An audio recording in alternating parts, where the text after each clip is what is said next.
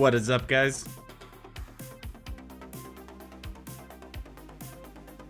What is up?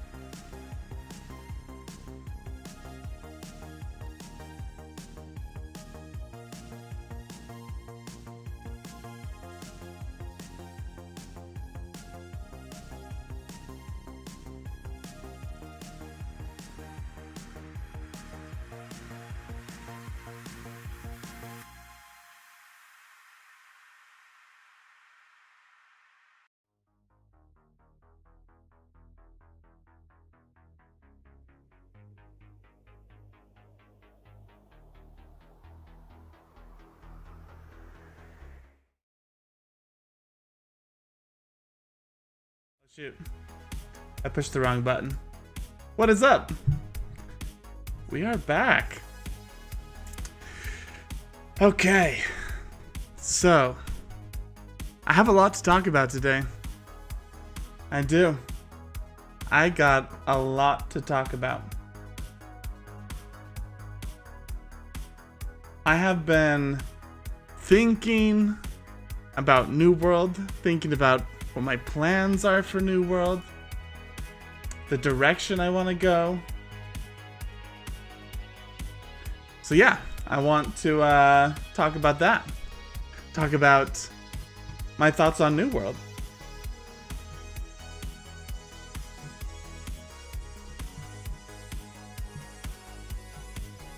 I'm trying to think.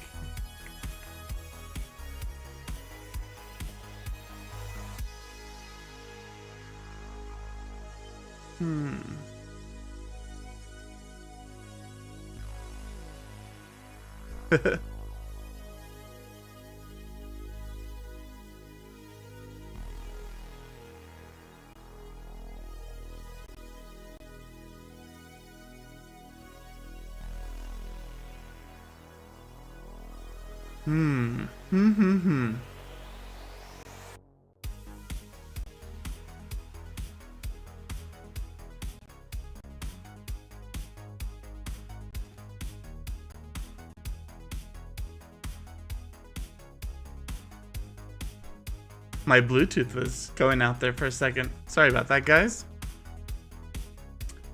Okay. So let's blow up this picture.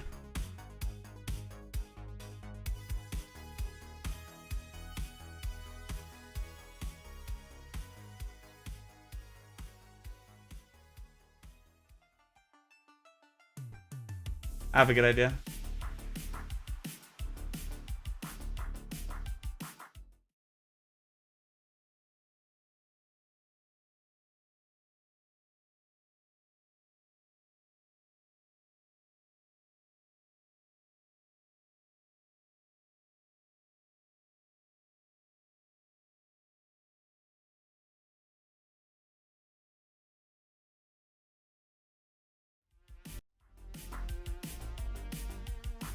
There we go. Now we got the epic New World wallpaper behind us as we talk about what my thoughts are about New World. And if you guys are wondering, this will 1,000,000% be a YouTube video. Okay, so I've actually written down my thoughts here. Let's see.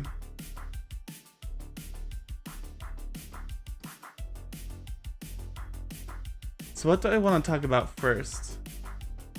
Let's do... We're gonna do this first.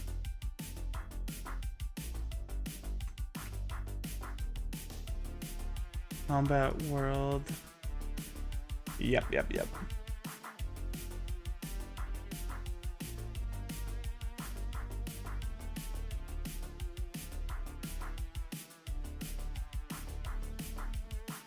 Okay.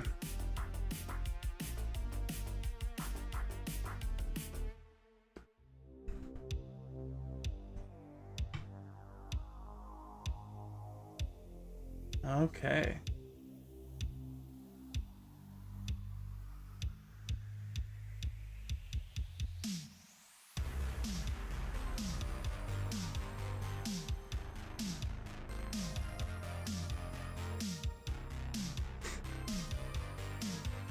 All right, I think we're ready to go. Just getting everything set up and here so that that I can talk to you guys and look at my notes at the exact same time.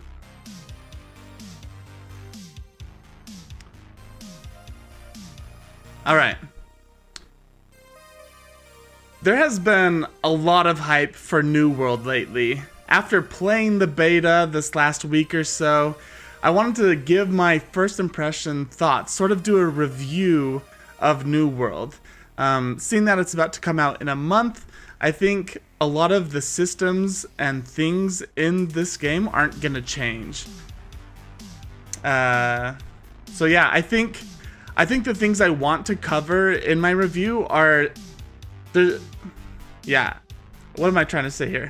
I'm gonna try to keep away from nitpicking the small little things that I think they're gonna be able to change before the release in about a month. And instead, I'm gonna focus more of my feedback and first impressions towards core features that I don't think are gonna change anytime soon. Now, before I get into okay, so like I've listed what I like and don't like about different systems. Before I get into that, I want to say that I'm having a lot of fun with the game. I'm gonna be streaming it almost exclusively. Like, I want to invest my time into it. I love the direction and the style that they're going with it, okay? So, as we move forward, take that with a grain of salt, because I do have a lot of feedback that I want to give, and I don't want to give off the impression that I don't like the game. I just think there's lots of different things that, if they improved, would make it way more enjoyable for me. And let me take a look here at Steam. Okay. So I've only played New World for 20 hours. So this is legitimately a first impressions video. I know that I haven't gotten to the end game. I don't know what that looks like and how I'm gonna fit into that. But at the same time, I feel like I've gotten a good idea of the progression and at least the early to mid game for New World. The first thing that I want to talk about is the thing that I care the very most about, and that is the crafting and gathering. Now, why do I care so much about this? I don't know. I've always been the nerd that loves to play the market, loves to be efficient, loves to create these awesome items so that I can be one step ahead of all the other players. I'm that kind of person. I love farming items. I love farming mobs for certain items. That's just what I love about MMORPGs, and I love trading them with other players. So when I came into New World, the first thing that I fell in love with was the gathering system. Let me cover what I like about it. I love how you can gather every single item. Like, you're walking through the forest, you see a bush, you could pick that bush up and gather it. I mean, you get the point. That I don't want that to break your immersion, but you could literally go over to the bush, harvest it, and gather it. Every single bush, every single tree, every single rock, you can mine, you can harvest, you can collect, and that makes for a really interesting and dynamic world. I love the idea of being able to walk around and totally wipe out an entire ecosystem. I think that is super cool. I love it so much that I almost want that in every single MMORPG I play now. I think it's brilliant. It also gets me really excited for the progression in harvesting, because you'll be chopping down trees, right? You'll be deforesting this area, and then you'll come across these trees that are just significantly fatter, they're bigger, they might even be glowing, and you can't cut them down because you're not a high enough level in your logging and your wood cutting yet. You're not a high enough level in your wood cutting yet. So it really gets you excited for the progression. Like, how am I going to move forward? Like, I want to level up my wood cutting so that I can cut down this tree, and it really keeps you going. I'm gonna turn down the music just a little bit here. Yeah, so not very many other MMORPGs have gotten me that excited to level up my gathering professions. I've always been more of a crafter myself, right? Like, I don't want to spend my time walking around gathering usually. I want to just like buy items off the auction house, craft them, and then resell them. But in this game, it's different. I feel just as passionate about gathering as I do about crafting. And I think that that's a huge selling point and a huge point to me. Like, there's a great opportunity in this game just to have a full gaming sesh where you just sit down, you watch YouTube on one monitor, you listen to some music, and you just go and chop down trees and like progress your gathering system. You don't have to like travel from tree node to tree node long distances. You just have a whole forest in front of you and you just get chopping. I don't know, that's really fun to me. Oh, okay, so let me talk about, yeah, so what do I dislike about the gathering and crafting system right now? Well, a couple things, and I feel like they could not easily, but they could change in the future, and I'm hoping that the devs listen to some of this feedback. But I think, okay, what am I?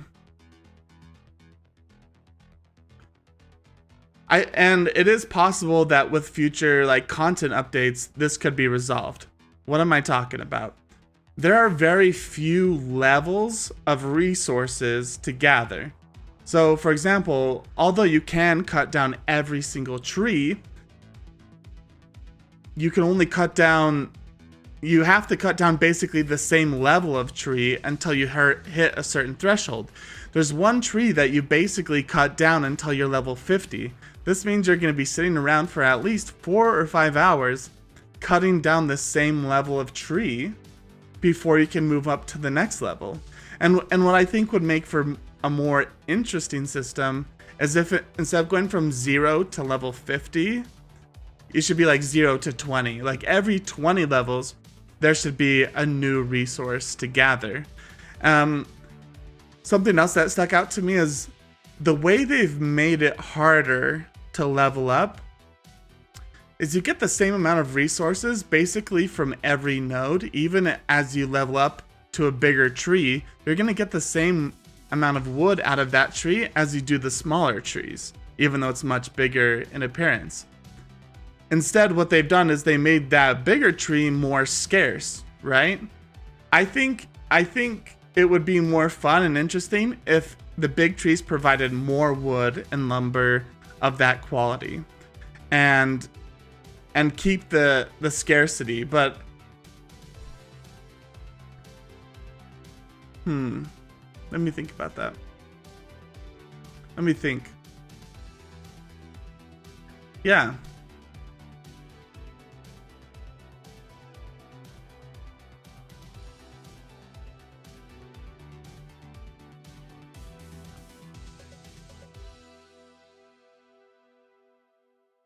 You know what? Let's scratch that.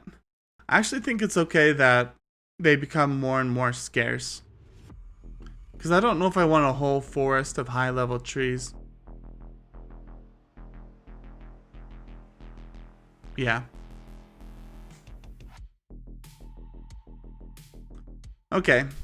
So with smaller benchmarks from leveling up from maybe level 0 woodcutting to level 20 woodcutting, having another different type of tree, I think maybe another alternative would be having different variations of resources. Maybe I feel like what got old quickly was I was cutting down the exact same tree. Now the system is great, but aesthetically, I would like there to be more variation, maybe more progression steps so that I feel rewarded more often for my farming instead of farming from level 0 to 50, like one big jump like that. Another thing that I really worry about when it comes to the crafting is there's a progression with every single part of crafting and gathering. Well, when you get to the end game and you've gotten the best gear on and you've been able to craft the best weapons and helmets and you've got yourself all suited up, there's literally no other reason to craft anymore other than maybe the possibility to sell it to other players, but there's no need to craft anymore. Not until new content comes out and then you have to go and level up further or farm the new content items. This worries me because it's one of the things that I love most about the game, being able to harvest and craft everything. And the way it's set up right now is that the only crafting that is viable in the end game is consumables, potions, food, stuff like that. So I wonder if there needs to... So I think what would make it better is as your armor degrades, let's say you craft an amazing chest piece. As that chest piece degrades over time, instead of using some sort of arbitrary currency, like instead of using an arbitrary currency like it is right now, where you just have a certain amount of upgrade or repair points that you put towards your chest piece to repair it, what they should do is remove that and put in the resources that you need, that were first needed to make that item. So if it took iron to make that chest piece, as it degrades, it takes iron to repair it. And I think that would keep the gathering and crafting and refining professions alive. Yo, Griff, what is up? Welcome to the stream. Welcome back. Yeah, Griff, I've put... Over the night, I've organized my thoughts into what we were talking about yesterday. And I'm just going over them real fast on what I like and dislike about New World. So yeah, I would love your input as we're going. I just talked about crafting and gathering.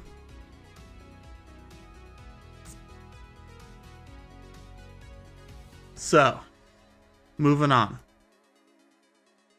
Let's mention combat. Ooh, combat. I have a love-hate relationship with the combat in oh my gosh, I almost said Ashes of Creation. I have a love-hate relationship with the combat in New World.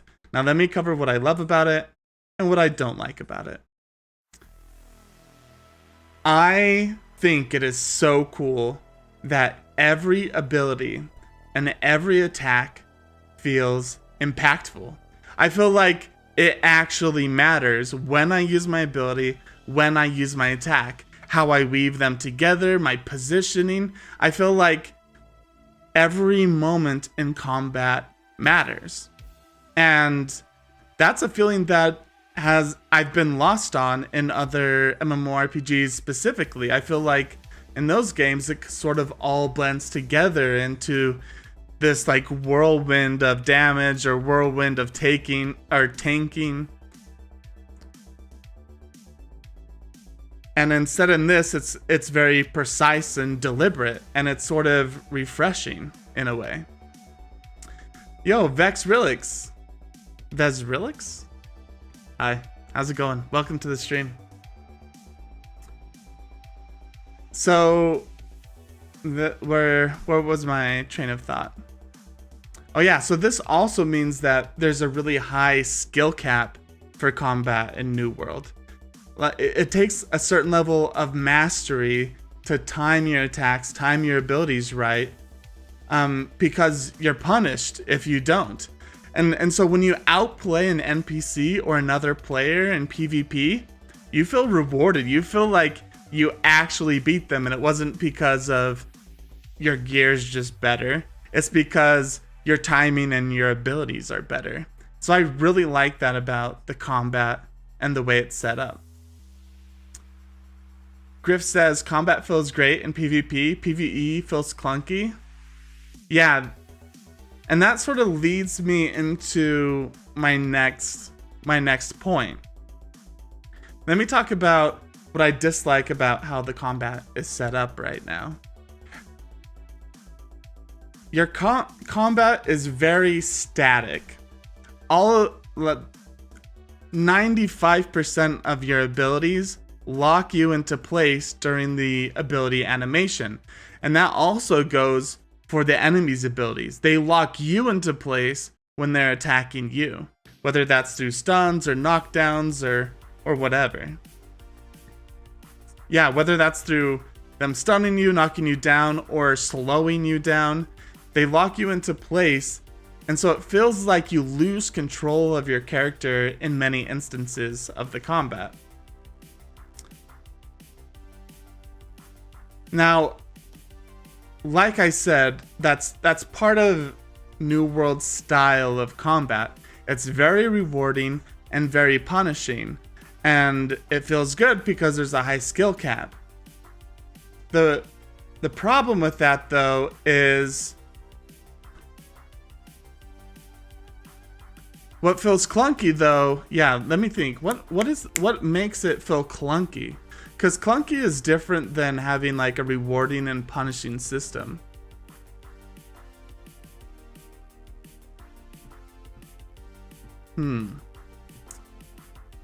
What is the clunky part? I'm trying to be like I'm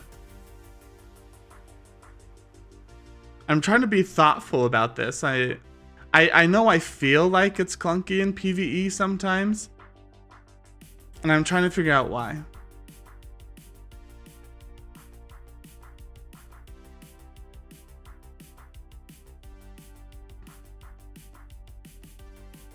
I think I have an idea. I think the part that feels clunky about the PvP or about the combat system, it's a lot of button mashing most of the time. Yeah, like for your attacks, you kind of just mash the button and wait for your turn to attack because, like I said, it's kind of like it's kind of like turn-based combat where there's just windows of attack, and then you have to wait for them to attack, and then you have to attack, because if you attack straight through it, then you just get stun locked. Yeah, I think that's what feels sort of clunky. The button mashing, I feel like every MMORPG has button mashing in it. But it's different in those ones because you're more fluid, like you're more mobile the whole time. Let me set this aside.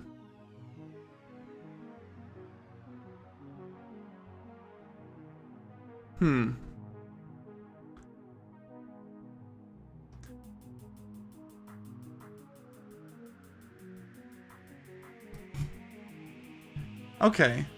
So I think what part of the combat feels clunky, especially in PvE, is it ends up sort of feeling like a turn-based combat system where you have a 3-second window that the enemy's not going to do anything, that you can attack, and then they attack and you have to either dodge, roll, get out of the way, because if you just attack straight through it and try to face tank it, you end up just getting stun locked or knocked down, and so there's this back and forth that goes on, and it doesn't feel fluid. It feels like, okay, it's my turn to attack. I'm locked in place as I attack you. Now I have to stop everything and move while you get locked in place doing your attack. And so I feel like sort of what would fix this clunkiness where it's like a turn-based combat system is the ability to roll or dodge even in the middle of an animation, so like it cancels your animation, or in the middle of the enemy's animation. So instead of locking you down, it just puts, it's sort of like they're just damaging you and you have to hurry and dodge out. Like it would feel more reactive, and it would feel like there's less downtime while you're waiting for your next opening, while you're waiting for your turn to attack. So invulnerability frames in a dodge, I don't like that, because then you could just dodge and be invulnerable all the time, right? You're just like dodging around the dungeon and you're invulnerable. I think what would be better is less locking down.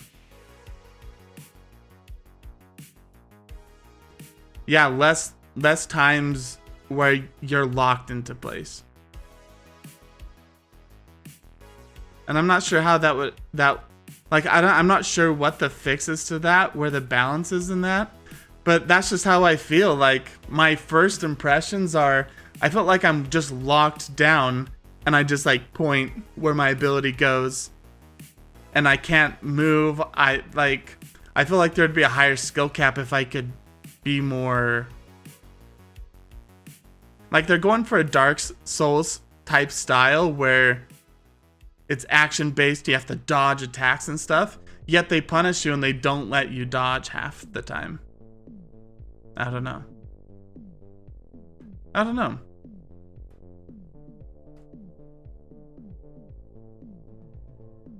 I don't know. This is sort of just like my first impressions. I don't know what they would really do to solve that, but I just felt very static a lot during the combat.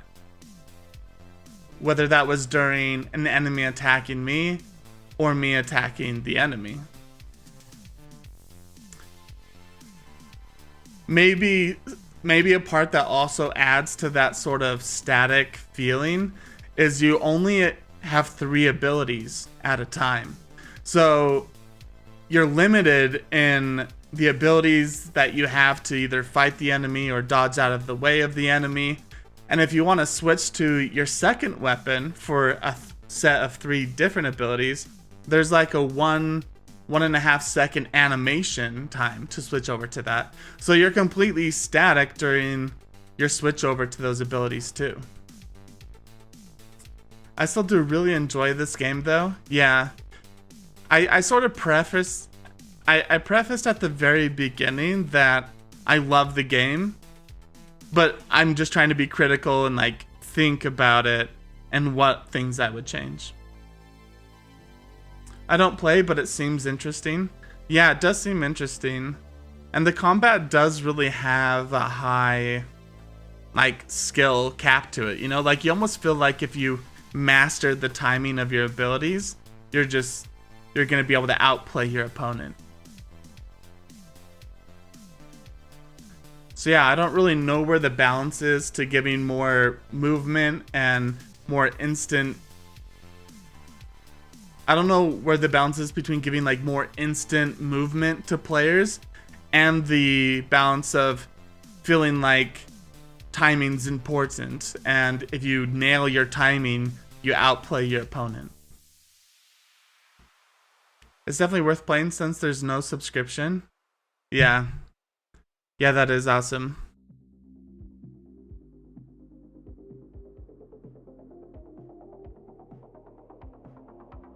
Yeah. Yeah. That's actually going to get into a point later on, Griff, where I'm going to talk about the monetization of the game.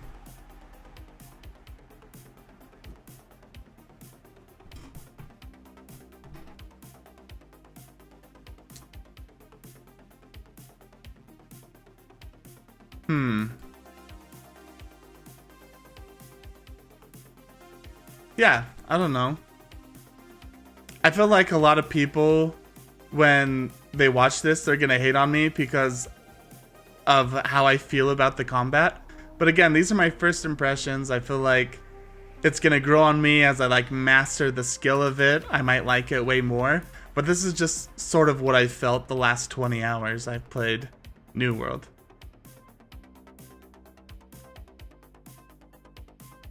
Alright, so this is one of the last sort of topics I want to talk about. And this is actually the most interesting part. Like, I think this is some of the most interesting points that I have to make in this video. Let's talk about the world and how the environment is set up. First of all, I love the aesthetic. It looks so cool. You feel so cool being a pirate in this realistic sort of animation and in this environment. Like you feel like a marauder in this new land, new territory, and you just feel awesome. Yeah, I don't know how to be more profound. You know what I mean? Like. You just feel great. Your character fits into the environment, all the animations, all the environment colors, the lighting, everything just makes you feel like a part of it. And that's where we come to the sound design. Wow. The sound design is the best part about the environment. It sounds so good. Like when you're chopping down a tree, you feel like you're there. You feel like your axe is digging into the wood. It feels impactful. The sounds with your abilities make them sound super cool. You're like sitting there thinking about, hey, where should I go next? You're in the middle of this forest and you hear other people in the distance chopping down trees, and you hear trees falling. You hear people like banging away on rocks trying to farm them.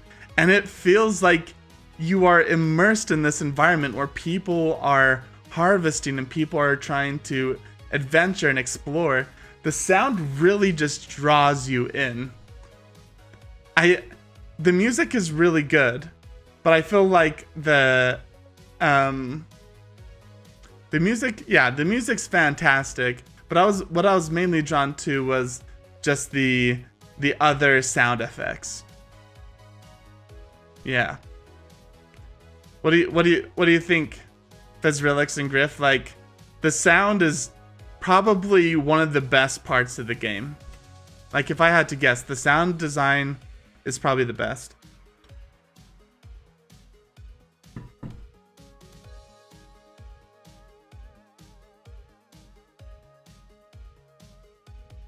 Yeah.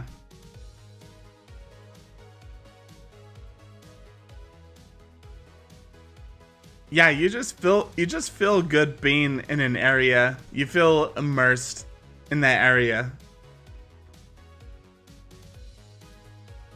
Yeah. Yeah. It feels good.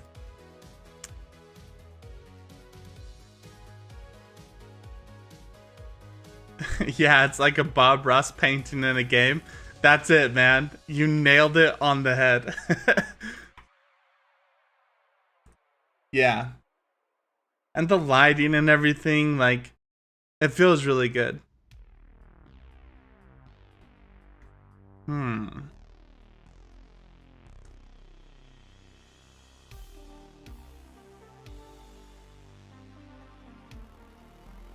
When I was sort of like putting together this list on what I liked and disliked about the world, I started out not being able to find anything that I disliked. Like, I loved every bit of the world and the environment that I was in. But then as I thought more, there actually were a couple things that stuck out to me. So while I'm trying to look at this with a critical eye, let me share with you some of the things that I didn't like about the world and the environment. Number one, the player interactions with water. It seemed like when you came to a river, or when you were crossing like the beach or something, the water seemed a little ghetto. I don't know, there's no swimming in the game. You kind of just walk, you slow down in water. Even if the water's like coming up above your head, you just slow down in the water. Like, you just walk on the bottom and you can drown because you can't swim. You can't like jump up to the surface and get air. You literally just die because you're walking on the bottom of the water. And in some cases, you can't even cross the water because if you get too deep, it just insta kills you. And so your interaction with water seemed kind of ghetto to me. And for it being on this island, like you crashed upon a ship, like you're a sailor, and the fact that you can't interact with water seemed a little off. I also sort of thought about it, and there wasn't very much biome diversity. This is easily going to be fixed with more content updates in the future. But I felt like there were the same trees everywhere and the same mobs everywhere. The creatures, there wasn't very much diversity in. So after a while, the areas started blending together. There wasn't any like big landmarks that would really differentiate many of the areas, especially in the starting zones. And there was also like this fog where you couldn't see super far out into the distance. At the very beginning of the game, you walk in and you look out and you can see this like huge environment, right before you go down and fight your corrupted shipmaster. Like, you can see way far out. That's the only time in the game where you have this like giant overview where you see like, wow, this is huge and expansive. like after that, you have this sort of like fog of war around you. You can't see a certain amount of distance. And what that does is it kind of makes the game feel not as grand or as epic as I want it to be. Now, maybe I'm used to sort of high fantasy style MMORPGs, right? Where everything is epic and grand, things are huge, monsters are just freaking ginormous. You're like bashing away at a dragon's toe because you're so small. In this game, that's not how it is. I think they're going for a lot more realistic approach, where the towns, the houses, everything is a lot smaller. And I don't know if I necessarily like that. I think there's something to say about having this grand, open expanse of a world with big things in it that make adventuring really fun.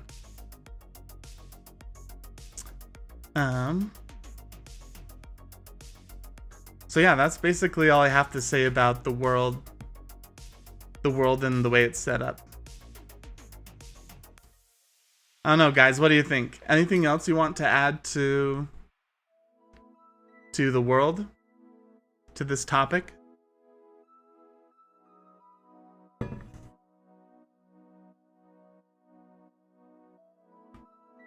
Nope, I agree 100%. Yeah. Cool, man.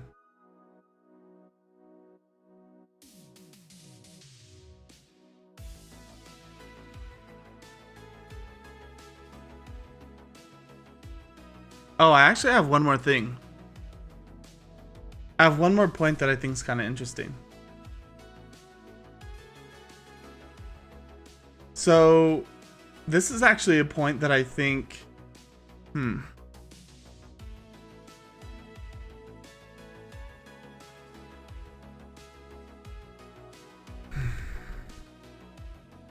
Yeah, I actually ended up feeling like the world was really small. Like there wasn't, I couldn't go very far. And instead what it made me feel like is that I was just moving extremely slow. Like you would look around you and you're like, wow, there's like a mountain, I'm going down this hillside, and then there's this little like corrupted village of zombies over here. But then you look at the map and everything is actually like squished right next to each other. What makes it feel big is how slow you're moving. And once I sort of realized that, I felt like the world itself was actually really small, and it actually kind of bothered me of how slow my character was able to traverse around the world. Now, in other MMORPGs, you have mounts, right? You have a horse or something that you can get on to move a lot faster. In this game, you don't. And instead, you have these like fast travel points.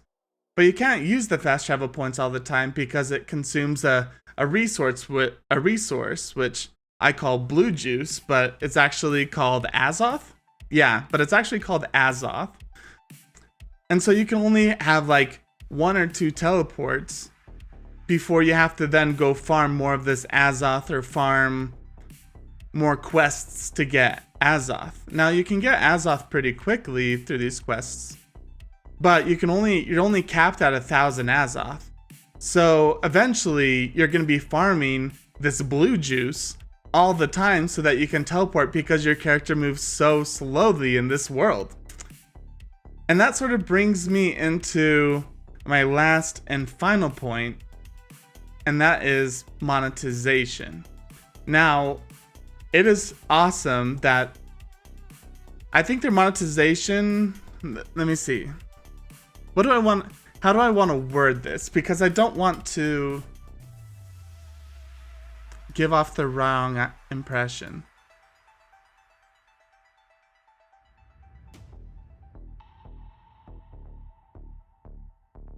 Now okay, I know how to do it. In MMORPGs, there's usually like 3 different types of monetization. There's a box cost, how much it costs just to get in and play the game. There's either a subscription cost, so you have to pay monthly to play the game, or there's like a cash shop where they sell cosmetics, sometimes pay to win like features. Usually MMORPGs are a mix between these three things. Now, New World has opted in to have just a box cost. So there's $30 to, currently I think it's $30 to buy New World and play it. And the second thing they're having is an in-game cash shop where you can spend real money to buy cosmetics and other things in-game.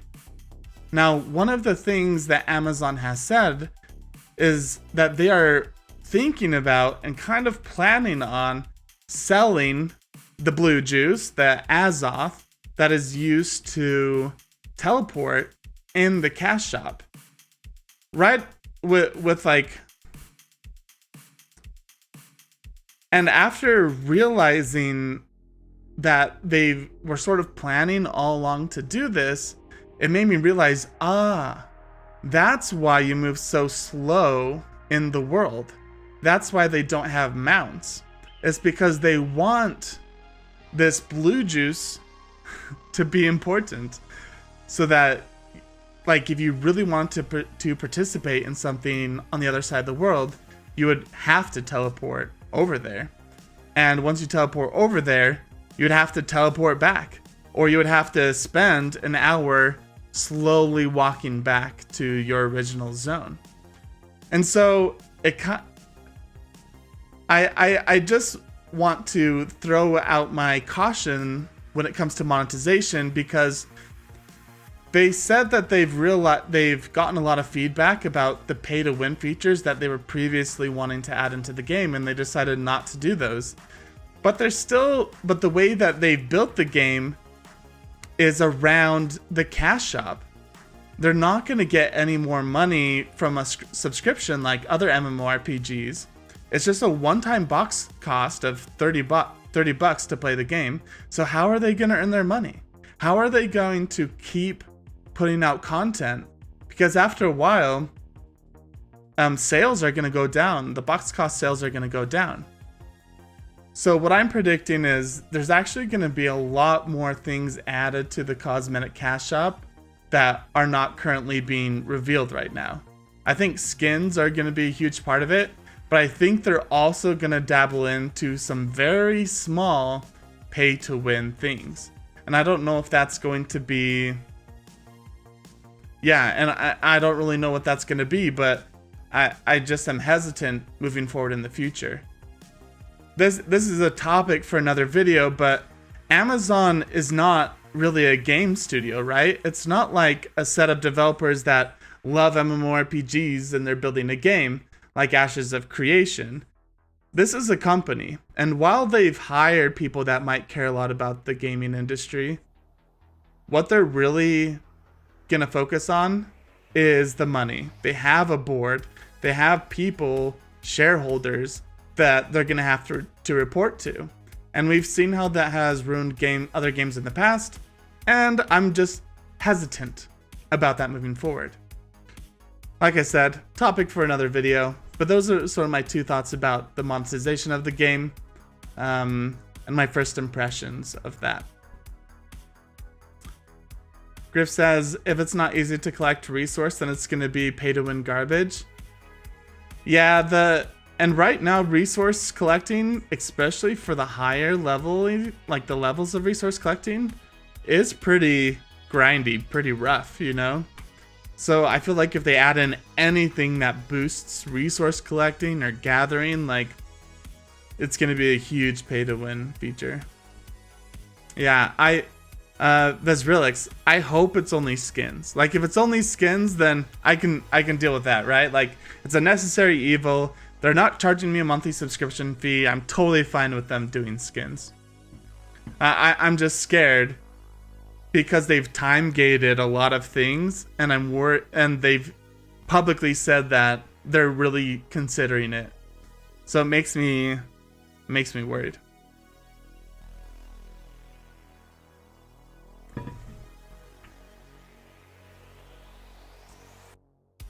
Yeah, so I guess I just want to wrap. I just want to wrap up and say, as a friendly reminder, I love this game. I'm like, I think it's like 80% out of 100. Like, it is an amazing game. In fact, I'm more excited I'm more excited about this MMORPG than any of the other ones that are out right now. And that's really saying something. Like, I'm going to play the heck out of this game.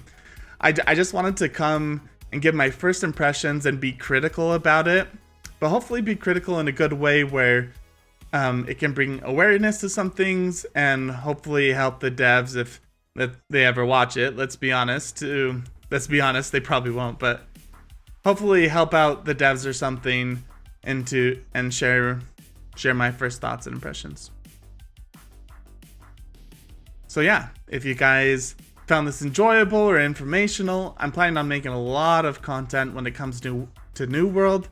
So definitely subscribe, follow me on all the social media profiles, and as always, break a leg. Alright guys. Oh, there's one more thing I want to say. Because this is going to be a YouTube video 100%.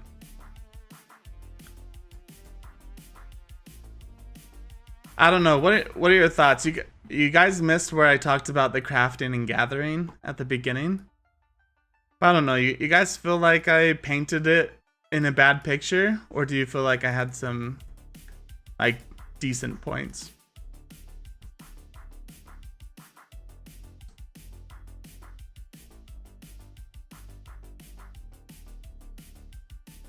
Okay, I just want to say this. I have a lot of points to talk about, and I saved some of the more interesting ones for the very end to make you guys watch all the way, so definitely stick around. Alright, there we go. I'm just going to put that in the beginning of the video.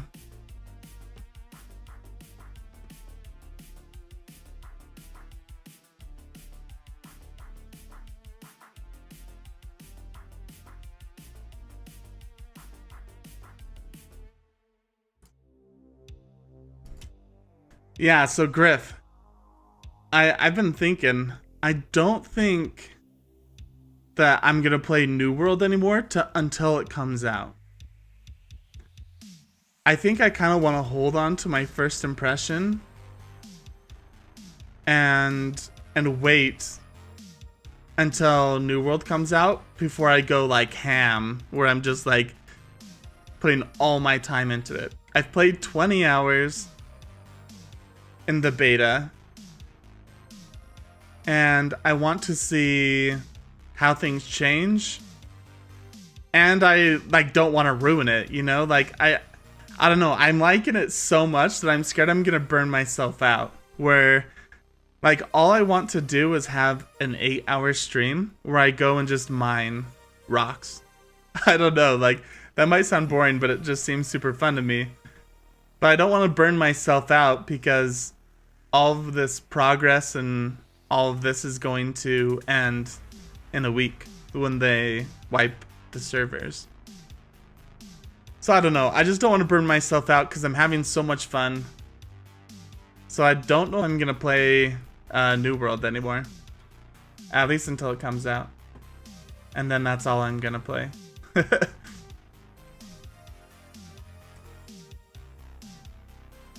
Yeah, that's like another point I could add it into the video, is I don't think New World's super alt friendly. You know what I mean? Like, I could see how people would want to have alts, like maybe you'd have like a melee fighter and then a mage fighter or something. But that's a lot of grinding you'd have to do again if you're wanting alts with multiple professions.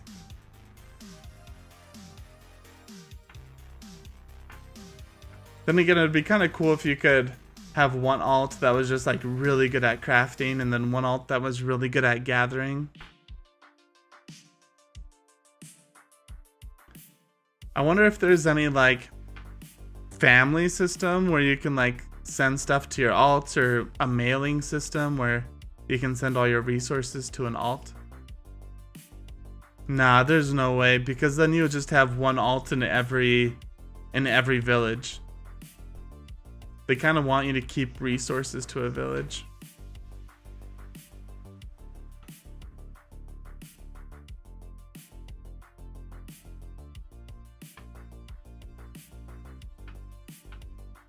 Yeah. Alright. So yeah, thanks for coming and checking out my little talk about New World. I think what I'm gonna do now is I'm gonna work on my 3D modeling. I don't know if you guys are interested in that.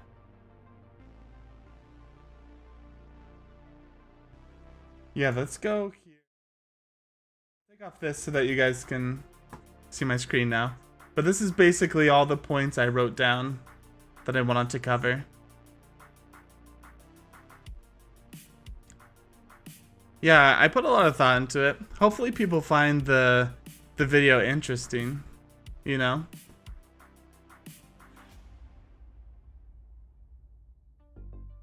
Should we watch this? Yo, guys, have you been following sort of the World of Warcraft, like, scandal and stuff that's been going on lately?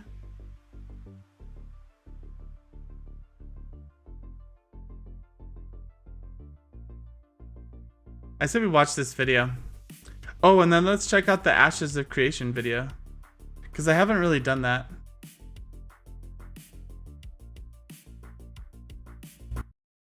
Let's check this out. What's going on, everyone? Jeremy here from the quartering, bookending a little bit of a terrible week for Blizzard. Getting outed in a huge lawsuit from the state of California with apparently 1,000 people connected to it. Getting a terrible report from Jason Schreier about Warcraft 3 coming out. And perhaps more ruffling than even both of those things is the ongoing exodus from World of Warcraft to Final Fantasy 14 Online. Now, we don't know. For example, Final Fantasy is hitting numbers that it has never hit before, but that doesn't necessarily mean people are canceling their World of Warcraft subscriptions. I, for one, many times in my history have just continued to pay without playing. I've put it on pause or whatever. Yeah, to answer your question, Bezrelix, is World of Warcraft kind of got caught in this, I don't know if scandal is the right word, but the state of California in the United States is suing Blizzard for sexual harassing female workers in the workplace. And it's particularly bad in the World of Warcraft division, whatever they call it, for 6 months before. So just because all these people are playing Final Fantasy 14 doesn't mean they've quit or stopped paying Blizzard any money. But certainly their last quarterly reports indicated that there was significant player loss overall. Now, maybe it's just because it's summertime and things are opening up more. No, it's not just because it's summertime. It's because there's no content in the game. Like, people have run out of stuff to do in World of Warcraft with this latest patch. But news obviously dropped yesterday about a pretty bad work environment, a toxic work environment. And it was one of those cases where I think that the examples were very specific, very appalling. And because they were so specific, it just lended a lot more credence to the things that were being said. That doesn't automatically mean they're true. And the process, justice has to take its course. But a pretty disturbing trend, I guess, took place after that suit came out. And it started with a video from Asmongold talking about how other World of Warcraft content creators and employees at Blizzard were getting harassed for working there or for playing their game. Yeah. And I wanted to echo kind of that statement, and the beginning part of this video is that you don't hate the player, you hate the game, so to speak. And in this case, the game isn't actually referring to the video game, but I talked to Asmongold directly and asked him if there was anybody in specific, that he was referring to in this particular video. But and I asked him if he thought it was, an important topic. And he filled me in on a few things, and I believe he's right. I've changed my opinion over the years on the whole boycotting games thing. And even Disney Plus, for example. you can criticize a company while still streaming their game. I know that there will be some people that have a visceral reaction to that when I say it, but Yeah. you know, I did it for years as the Magic the Gathering player. Had they not banned me, I would still be playing their game. I would still be spending money on their game, and I would still be criticizing them. I don't think that it directly makes you a hypocrite, especially if when you're playing the game, if you're a World of Warcraft streamer or you work at World, you know, or, well, when you work there, it's a little more complex. But as long as you're also calling them out on the garbage stuff, I don't think that it's fair to dump on creators and streamers simply for, you know, streaming that game. From what I'm told, is that, you know, there's a lot of World of Warcraft streamers. Yeah, you didn't know he was banned from Magic? Yeah, he was. Apparently he was. I didn't know that either. But that's pretty funny, actually, that he was so heated about it. Yeah, but I take a product for the product, nothing else. It's market value. Yeah, there's something to say about the ethics of supporting a company through purchasing their product that is debatable, right? Like, I'm not saying I disagree with this, but you have to put some thought into it, because oftentimes where your money goes speaks louder than your words. So there's something to say about that, but I don't disagree with him, but yeah. I don't support the rapid ethics-driven corporate culture. Yeah, that goes to something too I've been thinking about. Like, I don't like it when companies sort of, like, with all the drama with like the Pride Month and that, like, I think there's lots of noble causes out there, but I don't like it when companies use, like, gay pride, for example, to make more money.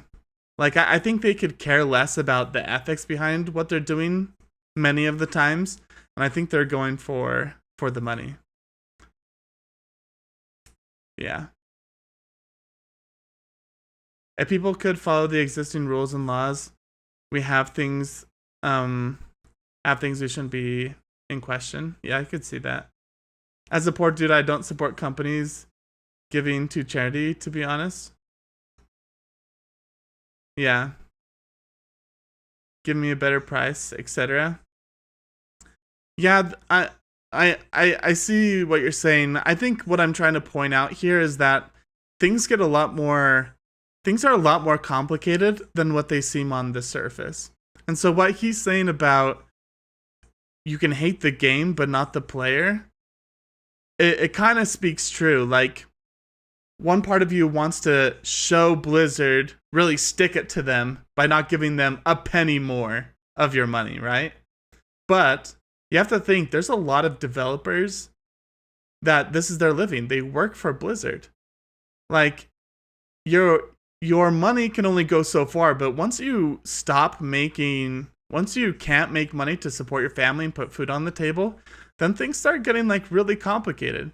And I think, I'm not sure where he's trying to go with this point, but I think that streamers and stuff, like Asmongold, his entire career is built off of World of Warcraft, so it's kind of hard for him to just boycott them financially when that is his own, like, his source of income.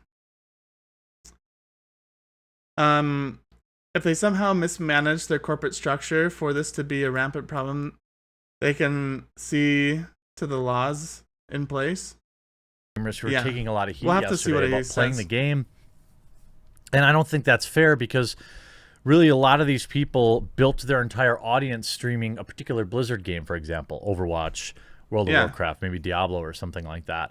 And to put that on them is not fair. And to put that on them also is just a jerk move, because they built it took them, many of these people, years and years and years to build up their audience. And most of them stream one, maybe two games, right? Generally, it's people stick to one game. And if they were to just stop playing that game, their audience would just go watch someone else play it, because people that want to watch Diablo or Overwatch or World of Warcraft, that's what they want to watch. Yes, there are people that watch you for you, but it's a smaller portion than you think. For the same reason on this channel, when I cover like a basic news thing, you know, I'll get around 100,000 views. If I cover something like related to me, it's almost always half of my normal views. If it's some like, hey guys, I want to talk to you about this or do that, or talk about something in my life, I'm okay with that. But that's just the nature of the beast. There are people that watch my videos because they genuinely like me and they don't care that much about what the particular topics I'm talking about. But then there are an even larger portion of viewers that literally come here for the news. They don't care about me. They don't have to care about me, I should say. And that's just, you know, I'm providing a service for them. This is the same thing for... Yeah, I just want to add to this. What, only 3% of the views I get on YouTube are from subscribers? Is that right? This is not the window I want. Here, I just want to double check that. Cuz I'm making a point here.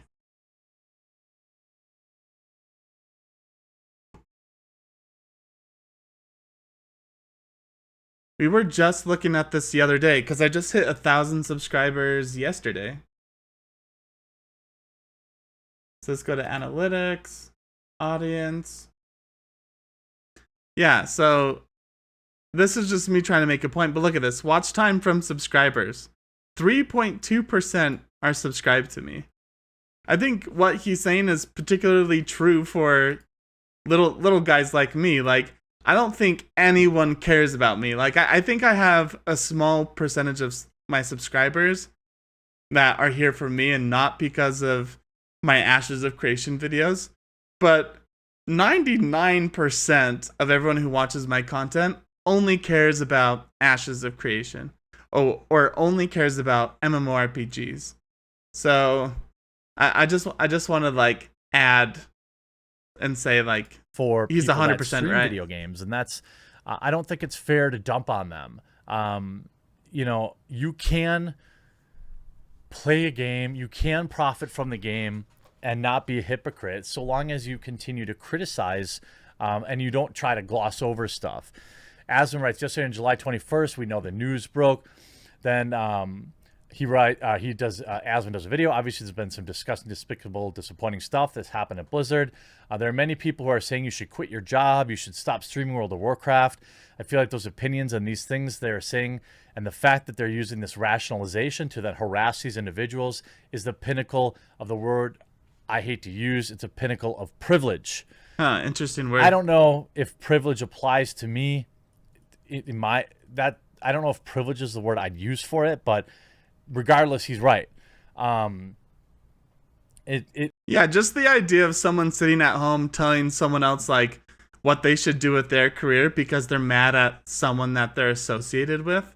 Like, yeah, I don't know. It's more complicated than that oftentimes. Sometimes it's not. Like, sometimes it's so bad. Like, if you're in a toxic work environment and it's actually damaging you and your health, like, you got to get out.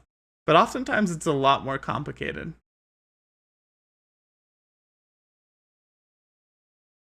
Yeah, people get by without rational thought, then push it on others.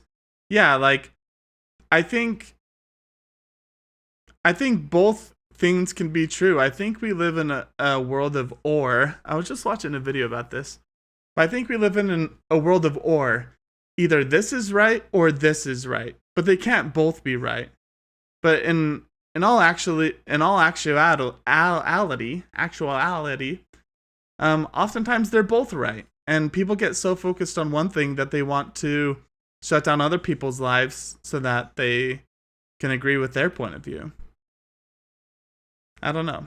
I think it's just more complicated in some cases. It probably works. It actually probably works because it's not so easy to, like, you know, relocate your whole family to California and then just quit on principle. Principle doesn't pay the mortgage. Principle doesn't put food on the table, feed your kids, put your kids This is what I was college. saying. pay for your kids' medical bills, buy your, pay your loans, your car payments, your college debt. Principles are kind of worthless in the real world. I mean, they're great to have, and you should have them, but at the end of the day, I don't know if worthless is the right word, but they're not practical. That's for sure. And it probably is a position of privilege. That's probably true. Now that I warmed up to it, I think he was right. Because it is privilege to sit at home and have no skin in the game and then demand people make some sort of radical life-changing decision just to pass your purity test of them. Okay. I went through this a lot. I love World of Warcraft. I love it. I love it so much. And what they did with, regards of Hong Kong, like their mess ups for me aren't even like what they are for most people. For me, it's never even like about, I didn't like this particular content patch. It was like their dismissal of a right for Hong Kong players to call out for independence for Hong Kong, disavowing that while then going on stage as JL and Brack wearing and saying we don't allow political things or statements, but then going on stage and saying that while wearing a pride pin. I didn't know that happened. Kind of stuff that really made me dislike JL and Brack and a lot of the top brass at Blizzard. But none of that changed how much I love the game, because the game is the community inside of it. It's not, it's greater than the sum of all of its parts. And right. As everybody's coming out, like Destiny 2 maker weighs in on Activision Blizzard. Bungie tried to come out now and kick them while they were down. I thought that was a little classless, especially since a lot of these employees probably work there. Bungie put out a big tweet about how they're super awesome, and this would never happen at Bungie. Yeah, maybe that was part of the reason they left. I don't know. On top of he makes a good point there that oftentimes these games are bigger than just the devs who make it. Like it's the community and it's the people that you play with. That's where the good stuff lies. Now Overwatch map announcement pulled amid Activision Blizzard claims. So they had a new deathmatch map set to test playable, and they decided maybe now isn't the time to roll out this particular new feature, which is actually something that Blizzard would normally do when bad press happens. And then, this is what I'm talking about with World of Warcraft. World of Warcraft players are hosting sit-in protests after Blizzard allegations. I love it. World of Warcraft's current social hub is packed with players. Oribos, is packed with players, but not due to a new raid or update. Hundreds of players are participating in an in-game protest against Activision Blizzard after a lawsuit that was filed Tuesday by California Department of Fair Employment and Housing. I don't think that there's any real solution here for Blizzard other than decoupling from Activision. I don't even think that, I don't even know if that's something that you can do. It's many accounts are sub-locked, which means they have prepaid active game time on their account. It's nuts. It's nuts. I mean, I love it. I love the World of Warcraft community when it does stuff like this. I mean, when we lost Reckful. Me too. Like, this is what matters exactly with Reckful. Like, this is what makes you love the game. It's not the new raid that comes out. It's the community behind it. Like, whether they're signing up against Blizzard or whether they're standing for Reckful, like, I don't know. This is what makes you love MMORPGs. It's the community. The stuff they did for him. It breaks my heart. And I know it's so easy to blame, it's Activision that made Blizzard go bad. Well, I don't really see Blizzard making good movements forward, and unless Blizzard can find a way to decouple themselves, I just don't see this getting any better. But I do agree with Zach that you can hate on Activision and Blizzard, but remember that individual employees and individual streamers, they aren't necessarily just agreeing with everything simply because they're streaming the game. Life's more complicated than that. I hope you enjoyed this video. We'll talk to you again real soon. Yeah, he makes some really good points there. I think I agree with the majority of what what he said. I think it's way more complicated. And if people are going out of their way to tell other people how to live their lives because they don't like the actions of someone who they might not even be associated with, they're just somewhere in the company, in the same company that you work in, or a parent company like Activision. I don't know. I think people need to keep to their own business. I don't know if that's the right way to say it, but I think it's just more complicated. I think people need to be more thoughtful when they try to mess around in other people's business. Love the quartering. What do you mean by that? I don't understand the quartering. Quartering. Yeah. That's interesting. So let's go to, not daily dose. Where is it? Ashes. Oh, that's the chat. Oh, okay. Yeah. I was confused.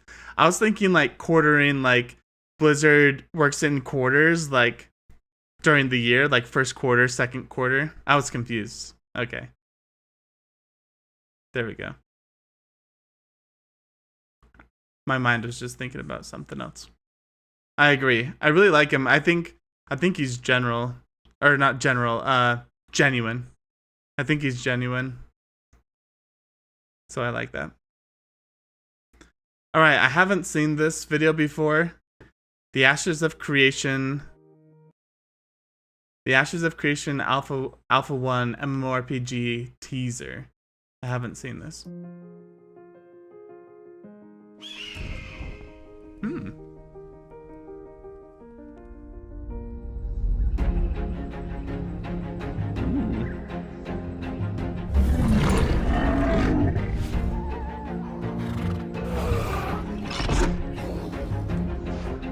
Man, some of these creatures look really good.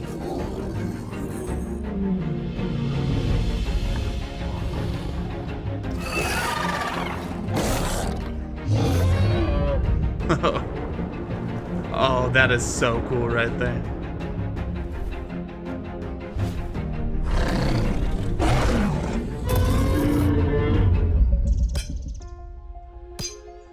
What?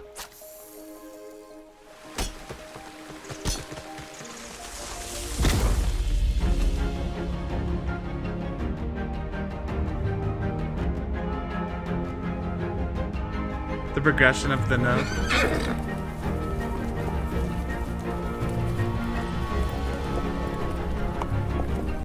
Here, give me 1 second, guys.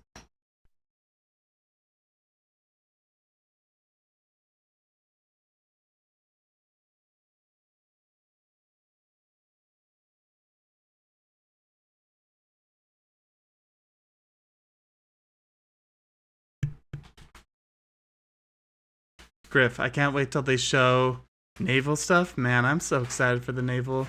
Like, I'm really excited to have a pirate guild. It's gonna be fun.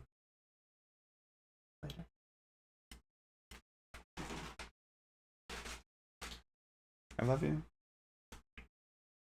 Alright, let's watch this. The caravan system.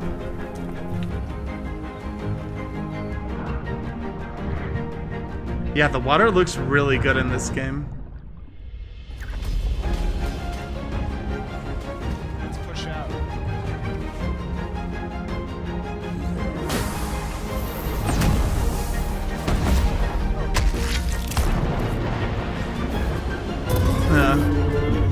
That dragon, it's just so cool.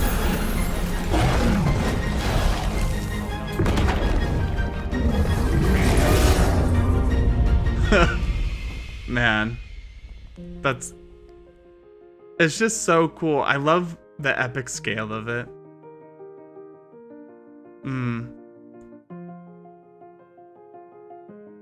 Yeah, I love the epic scale of it. It's interesting, a lot of those sound effects were put in after. Like, those weren't in-game sound effects, but it sounded so much better with those sound effects. Like they definitely, the sounds of like the dragon and the dragon's abilities definitely sounded a lot better.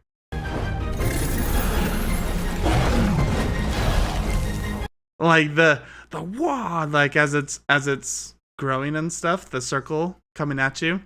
Like that sounds really good. I hope they really look at the sound effect design as it gets further into the progression of the game. Right now they haven't really focused on sound effects at all. They're mainly looking at the core systems.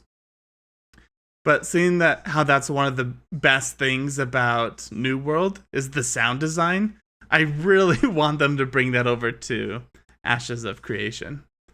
I think that would just be really, really cool. Yeah. Yeah, I don't know.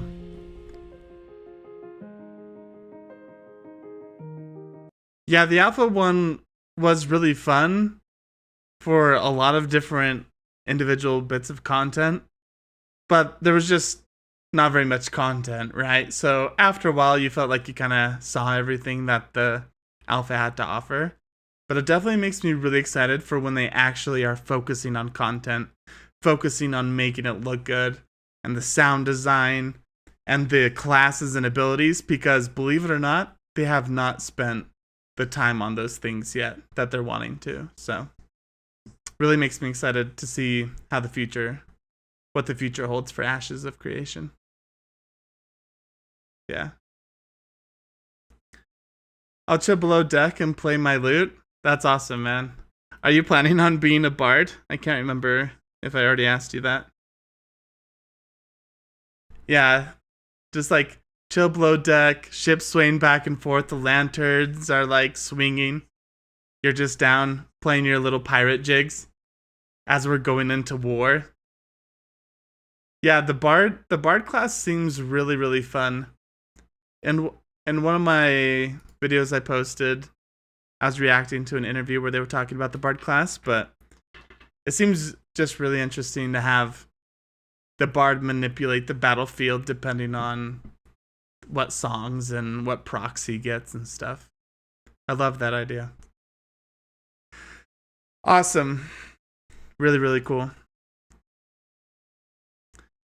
So, by the way, we have 1,012 subscribers now, so we're growing. It's crazy. I can't believe yesterday we hit 1,000. It makes me so happy to keep putting out different stuff.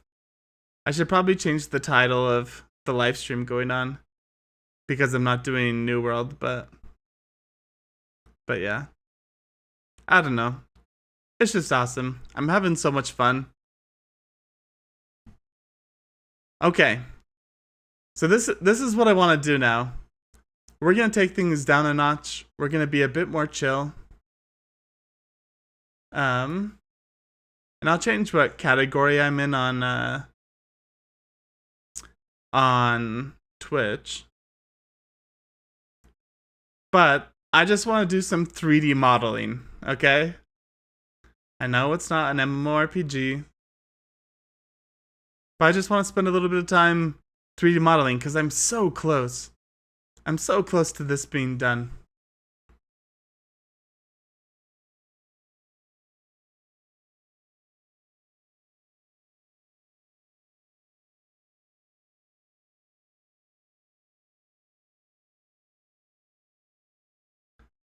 File, open, don't save. Here we go. Look at this space tavern, guys. I'm making this like space tavern right now.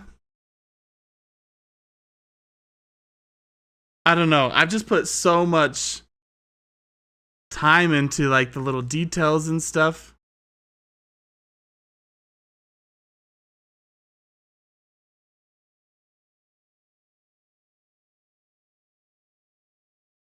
Yeah, I just think it's looking really, really cool. This is the perspective that we're going for. So I'm going to be sitting here. I don't like, guys, Dr. Disrespect is like one of my streaming idols. You need the Star Wars Cantina playing in the background? Yeah, we'll definitely have some like Star Wars vibes going on and stuff. So yeah, there's like 2 things left I need to do because I feel, well, there's a lot left I need to do. Like I have to color everything. Right now it's just white blocks. But it's going to be really, really cool. Like I'll be sitting here behind the little computer looking box thing. And then there's going to be a hologram of my screen right here. So it's just a different scene for me to have in OBS where I can stream. This one is mainly going to be for when I play chess, because I love playing chess. And I haven't done it on stream as much as I want to, but I love playing chess. I'm sort of a nerd when it comes to that. So there's going to be like a hovering chessboard right here. So pretty cool. It's going to be my screen though, so this is going to be transparent. The chessboard will be a little bit transparent, like it's a hologram. It's going to be cool. It's going to be really cool. So yeah, so what I thought that we would do today is make some stairs up to this level. Because right now I hate these stairs. I kind of just put them in as placeholder. So yeah, I say we take out the stairs, make some cool looking stairs, and maybe add in a little sci-fi Star Wars door on this wall back here. The idea is the stairs lead up to a door. And yeah, looking pretty sick. I thought about, let's see, if I take this, whoops, wrong button.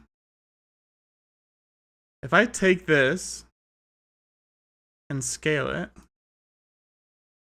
make this shape more like this, does that look cool or does that not look good?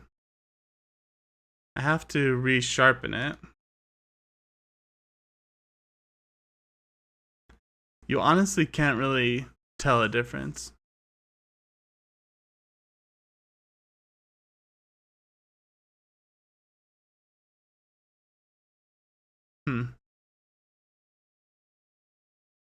Anyway, I think it looks cooler out here when I can see it out here, but in this angle, you can't really tell that much of a difference. So yeah, so this is what we're gonna be doing. I don't know if you guys like this,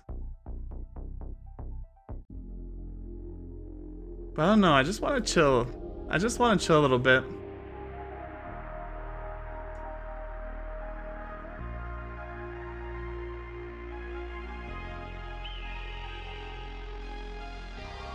Gotta put some bar stools. So this is what I was thinking about.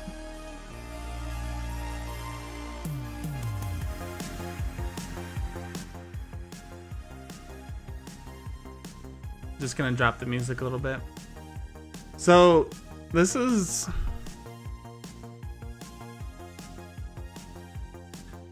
so in Star Wars it's like a standing bar. That's why I haven't really done bar stools. I was going to have people standing around it though. Like eventually I'm gonna animate some people here.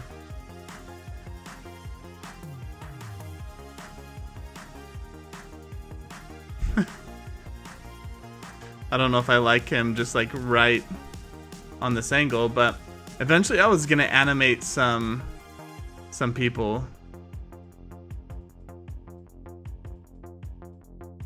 Let's see.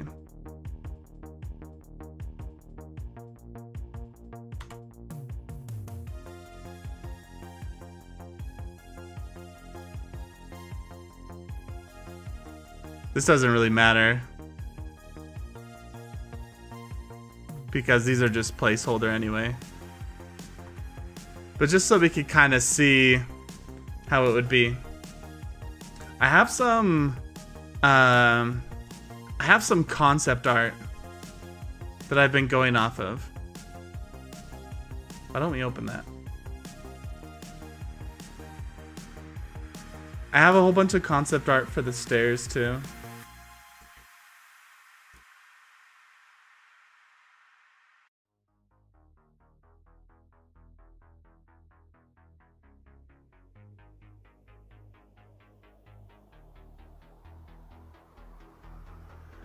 So like, look at this, man.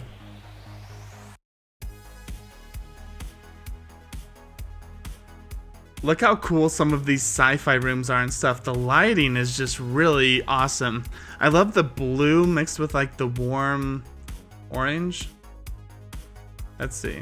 Okay, so that was... This one's kind of fuzzy, but I love the Star Wars sort of vibe it had. You can see a little bit better when it's smaller. Oh, what? I guess that one's dead.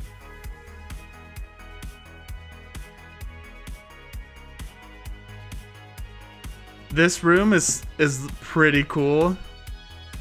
I love sort of the wires and the style there. So this is one bar I was looking at, and this one has the stools.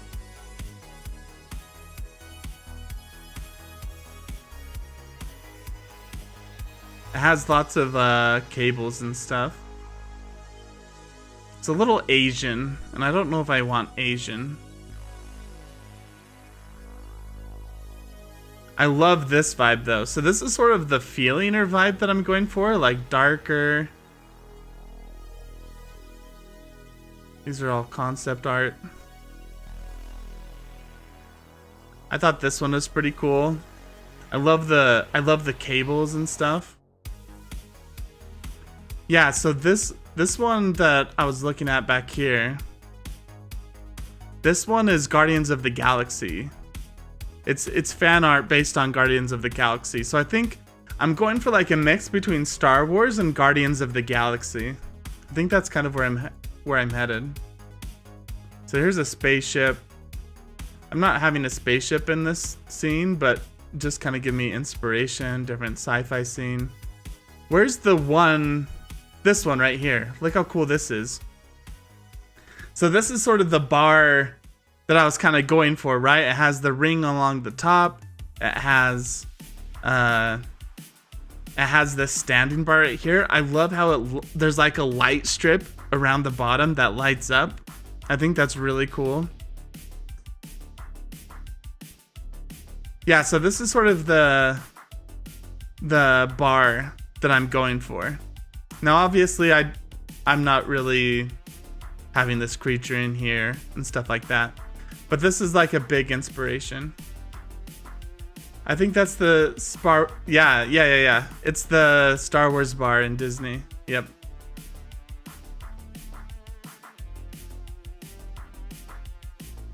Let me refresh this one. Yeah, so I think these last ones are mainly all Star Wars. Where's the other sort of bar I was looking at? This one. No. Open image in a new tab.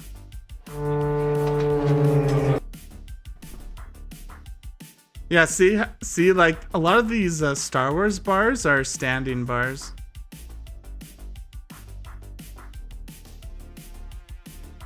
I don't know. I think it just looks. I love the aesthetic. I love the pipes and the cables.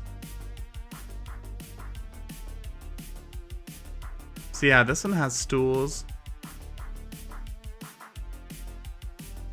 That's the same one.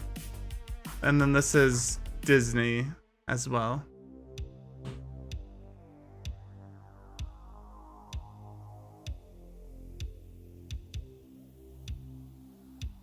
Here. So, everything in this square right here is what's actually gonna get rendered.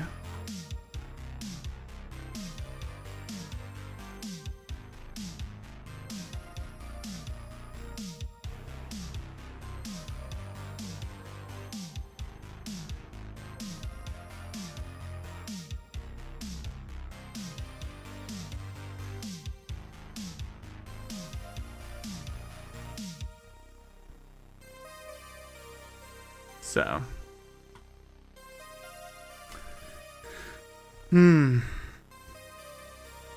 So yeah, I haven't added in the cables. I'm gonna add a lot of cables like coming out of this thing. And like linking between stuff. I love cables. I don't know if I've made it apparent how I feel about cables, but yeah, I love them.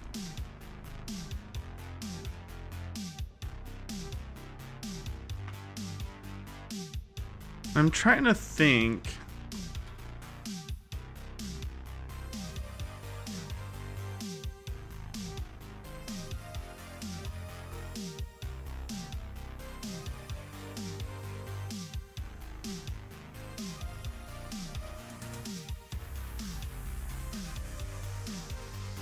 I'm trying to think if I like the positioning of the camera. What do you think? You have to animate some of the sparks? Yeah. I'm thinking about having like different lights being animated. The people in the back will be like slowly animating or drinking, right? Like they're not going to be walking by. But I think it looks cool. So right here, it's showing you what the camera will be able to see. You can't see much of the ceiling, right? Because of the angle. We're kind of looking more down at the floor. Do you think... what do you think about that? Like, do you like the angle? Or do you think it should be looking a little bit more up at the ceiling?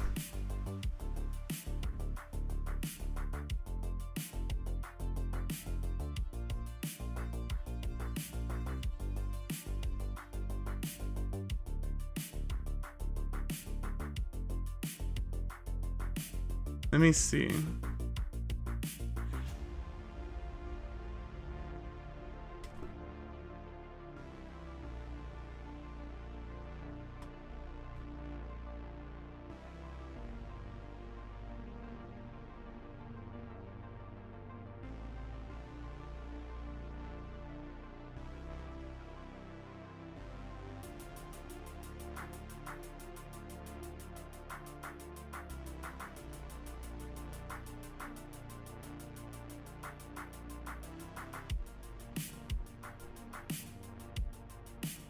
Yeah, you think I have it in a good spot? Okay. I wanted it mainly like... The reason I tilted it down and not having it be like straight out is so that you could see some of the table and like this cool wire that leads up to the hologram. So yeah. Man, I'm like still getting used to navigating in this thing. So yeah, like this table, I wanted to kind of show off the wire and the cool hologram thing. I think it looks good. Okay, let's focus on the stairs. And yeah, so these suck. I hate these. So let's get rid of them. Let me show you the stairs that I'm thinking about going for. Have you ever played Warframe?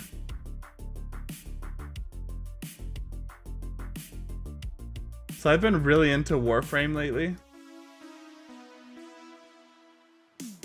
And I thought they had some pretty cool sci-fi stairs. I took a couple different pictures. Yeah, like... This game had a pretty cool aesthetic. Let's go back to the stairs. So it's kind of like they're curved slightly. It's mainly like a rectangle, but it's like slightly curved. It has these cool lights. They're thick. It's not like a thin metal step. They're like thicker.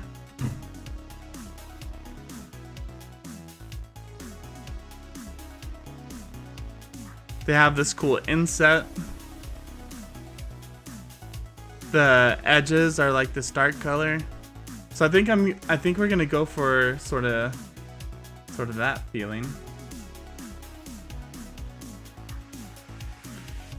All right, let's do it. So let us first.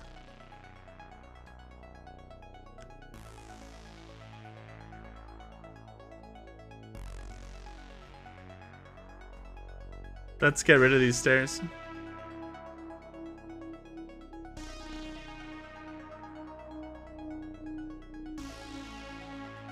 Stairs new. We're gonna hide these. And then we're going to delete all of these. All right, let's add a new. I think it should be a cube. I think it should probably be a cube first. And let's get it to roughly the right size before I start shaping it.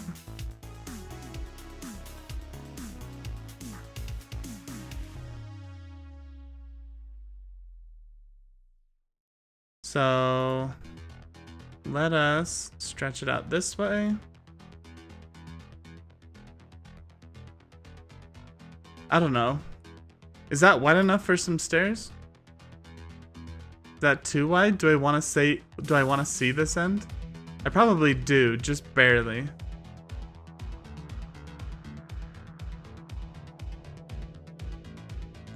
Okay. All right. Cool. Now let's make this these stairs here. So they're gonna be kind of thick. Meaning, when I say thick, I mean there's less space in between them than there are the thickness of the step.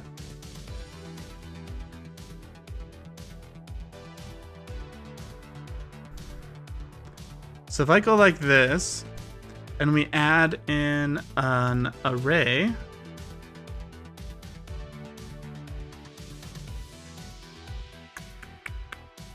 how do I change axle scroll? Alt scroll? Oh, alt scroll? There we go.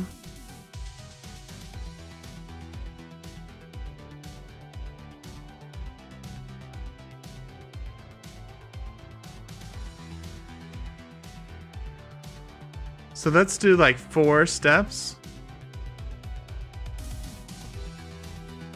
And then our Z factor? Relative offset? Okay, not like this. That's a little much. Kind of like that, right? Hey, that's looking good. So now whenever I edit this one, let's just see.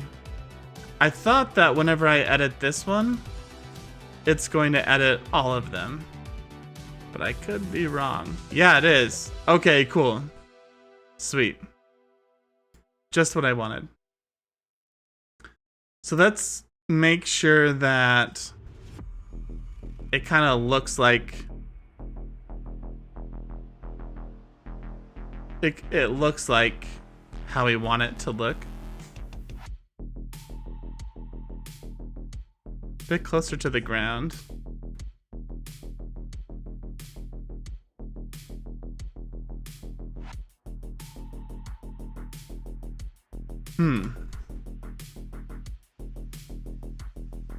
I feel like they're too thick. Just a little bit. And they need to be a little bit closer together. So let's grab this. Let's make it just a little bit thinner. Just a tad.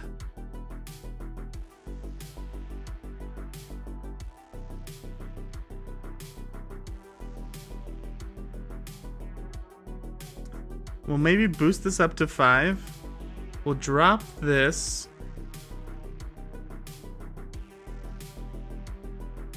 So they're a little bit closer together. Whoops. That's not necessarily what I wanted. Whoa, whoa.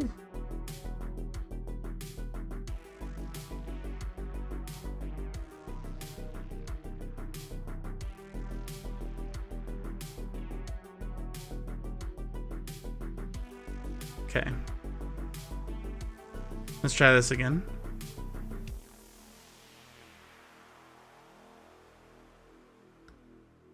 4.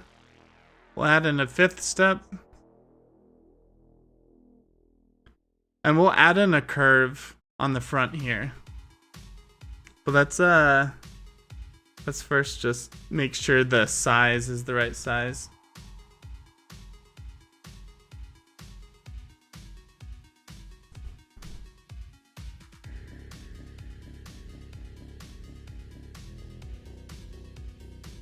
Yeah. I'm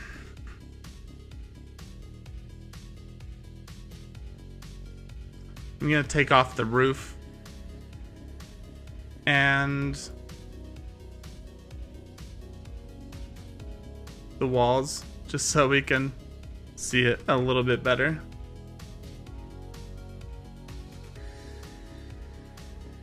Okay, first of all, I think it needs to be almost like right up against this.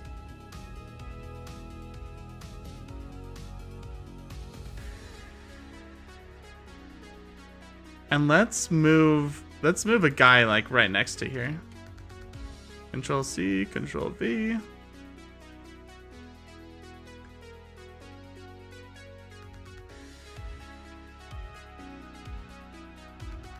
I think the height is relatively on.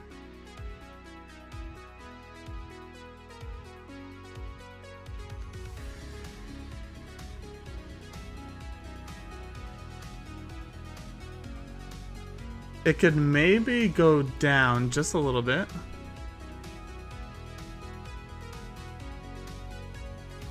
I messed up.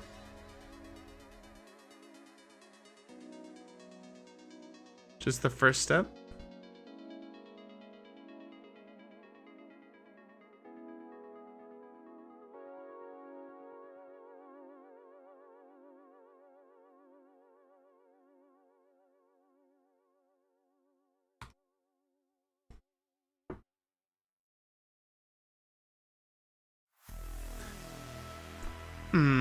Yeah, maybe I don't want it cutting into that.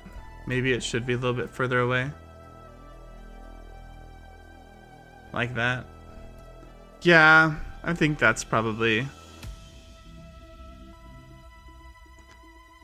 maybe a little bit more, just so it's not right under that lip.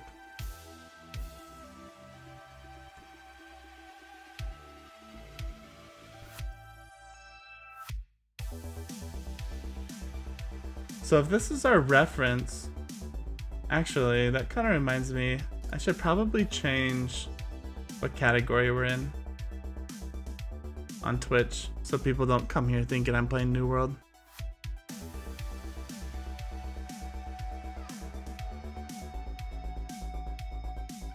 Give me 1 second to do that.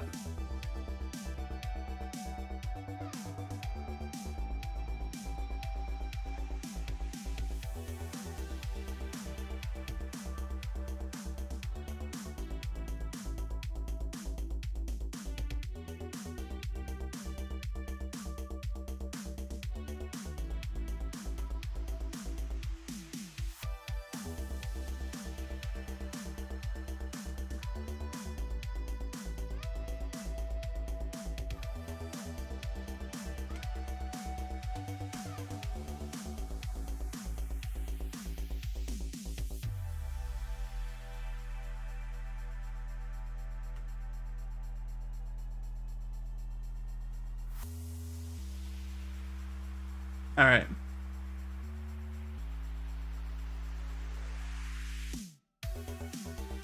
So that should be updated.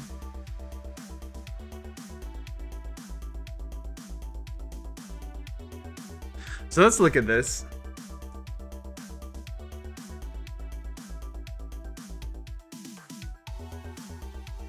So they're rounded. Each step is rounded.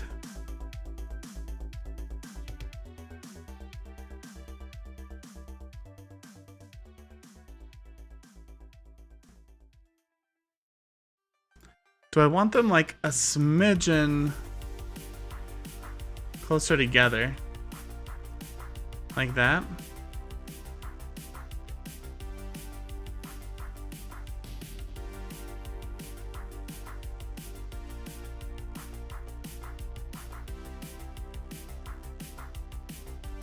Probably. That looks pretty good.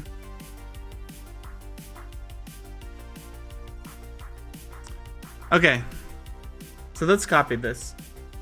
We have our ends right here.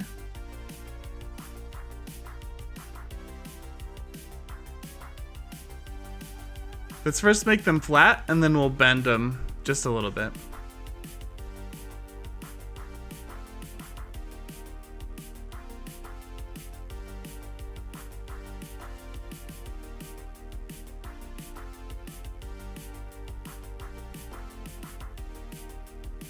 So let's make some loop cuts. One here. And then let's actually stretch it out.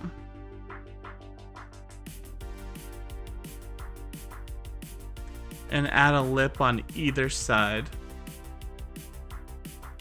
Like that. Because if we look at this, there's like the black edge on either side of it.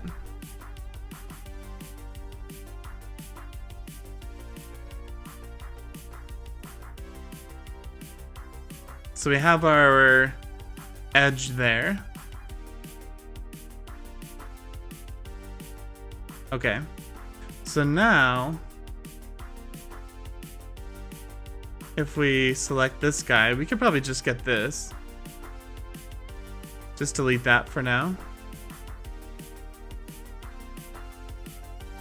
And then let's bring, let me bring it, open the reference image. So it looks like it's a little in on the edges.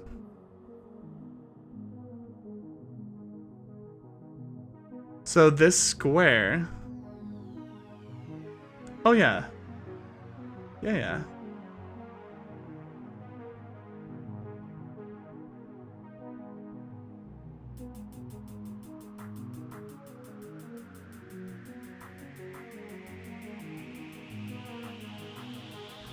It's kind of like almost in that far.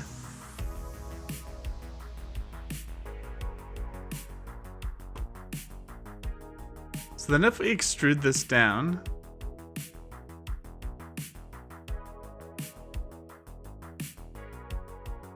ever so slightly,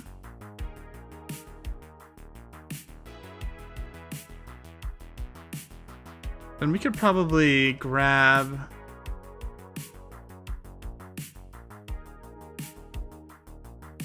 if I move this,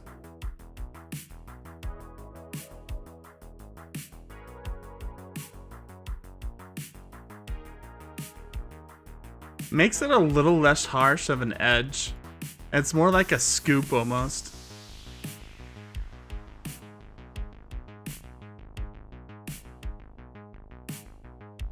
And maybe that's not a good idea for this side. I guess you can barely see it. So yeah.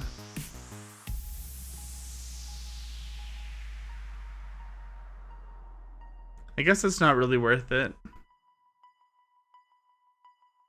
Maybe not worth spending the time.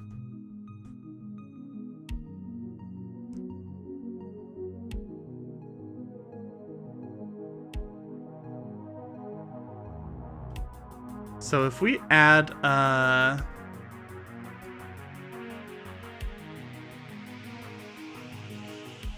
subdivision modifier. Whoops.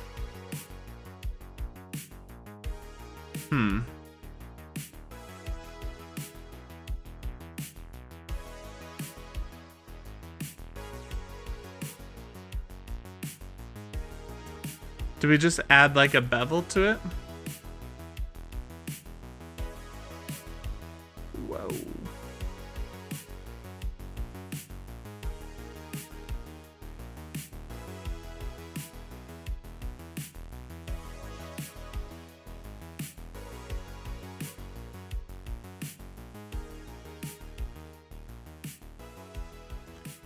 So if we add a bevel here,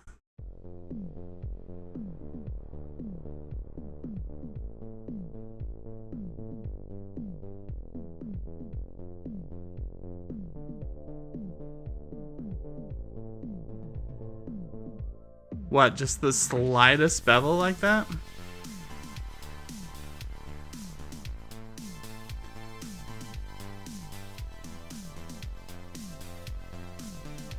And then we grab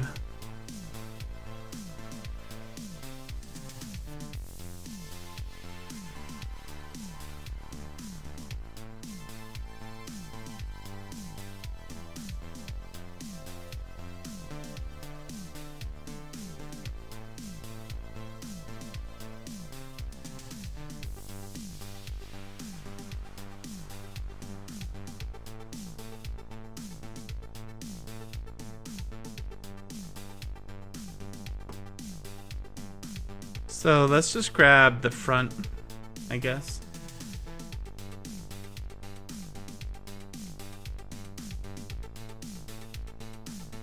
Then if we add a bevel to here,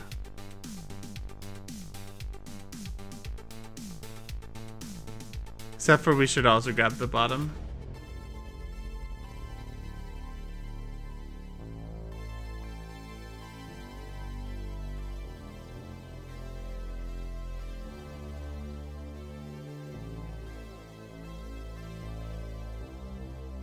That's looking pretty good.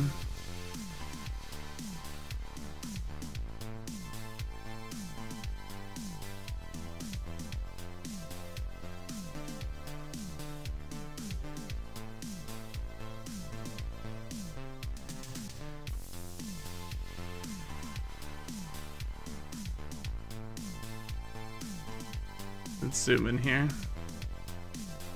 Grab this.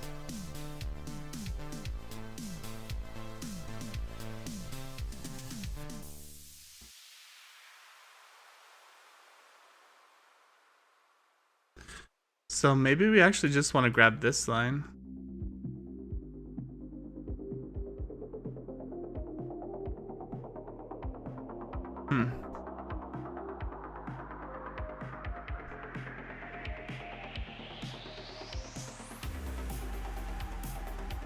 Okay.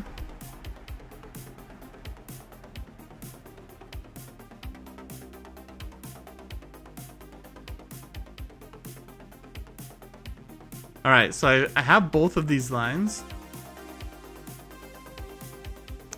And now let's add...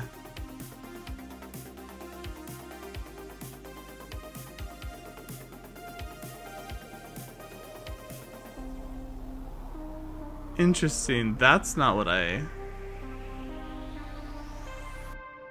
wanted to happen. It pulled it up, it pulled this line over this way.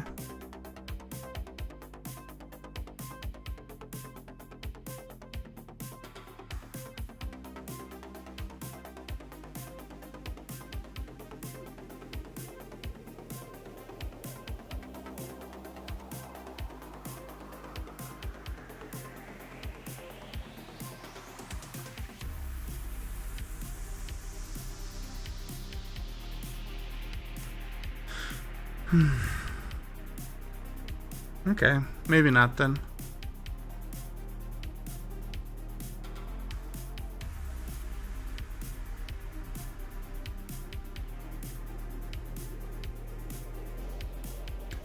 So we'll go back to what I was doing before.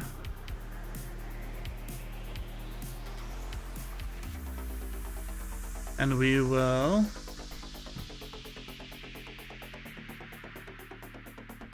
extrude this out just a little bit.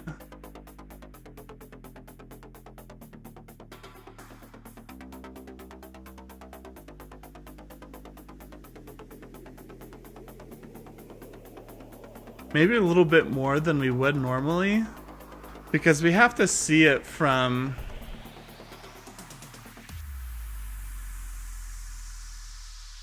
yeah, I don't know. I think that's good. You don't have to put in too much detail here.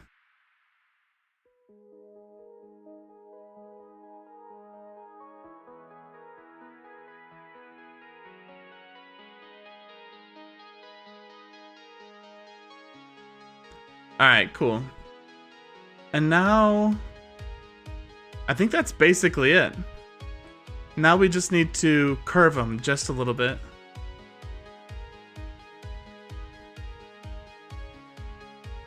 Now, how do we do that?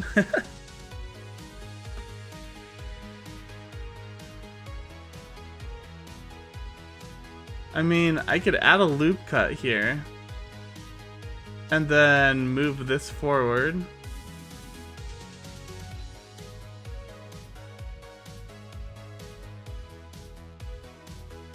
Ever so slightly.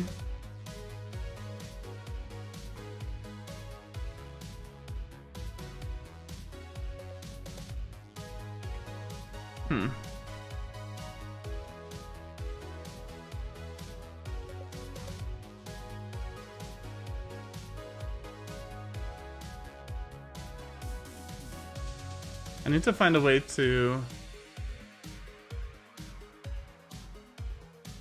Yo, Tarnish, I'm doing great. Sorry, I haven't been looking at chat as much. I've been like focusing on these epic stairs here. But yeah, I don't know. I've been doing good. How are you doing? Thanks for checking out the stream, man. I appreciate it. I'm like a noob when it comes to 3D rendering.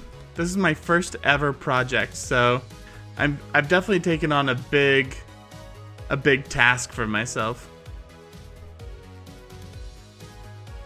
Yeah, the space between the steps has changed. I don't know if I messed that up.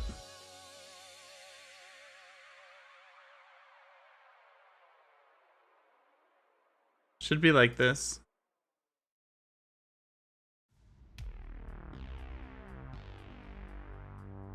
So yeah.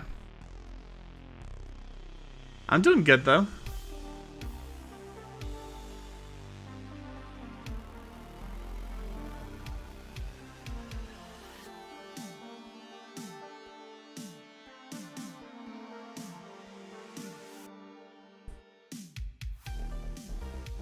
Yeah, I think the steps are basically done. I did want to add a curve to the steps.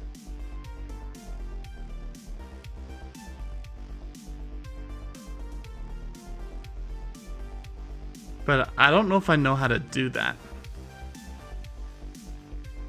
If I mean, let's just experiment, right? So say I pull this forward. And then I bevel it.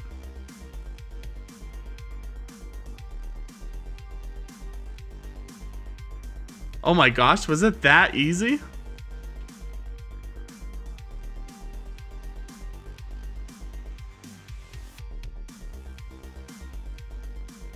Look at that. Those look like some curved steps to me. And then we would just sink the top one into the wall a bit. Like that. Hey. Wow. I have to be getting better at this or something because that is freaking crazy. So if I drag it more out here, they'll be a bit more curved. And we can increase the amount of...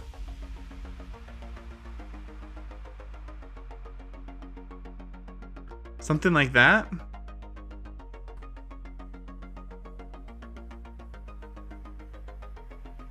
Yeah, those are looking pretty cool to me.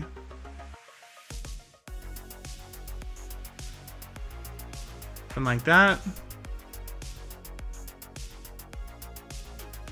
Yeah. Those are looking really nice.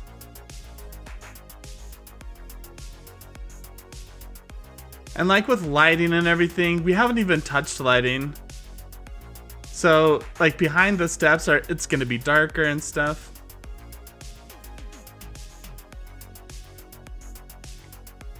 Can't believe I figured that out. That's crazy. Yeah, that curve is looking so good. If we sharpen it, yeah, it helped with the shading a little bit.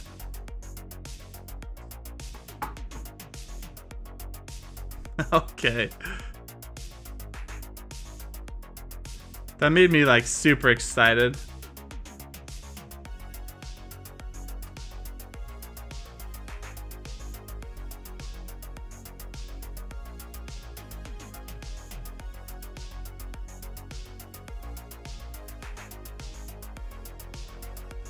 You know what? That bevel's actually too much. Let's take down... We just need like a little teeny weeny bevel. Yeah. I'm doing good. I hope you're doing good too, Tarnish. I don't know if you're good at Blender because I have been struggling, but I'm having a lot of fun and I think it's turning out really good.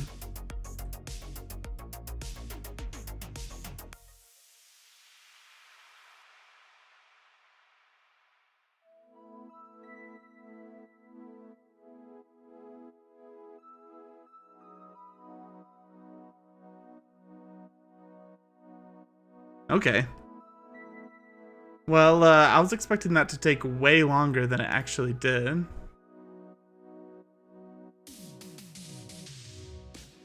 So what we could do now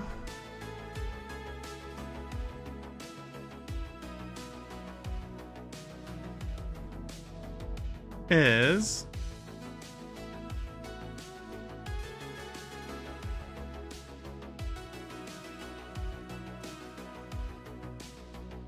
work on the sci-fi door.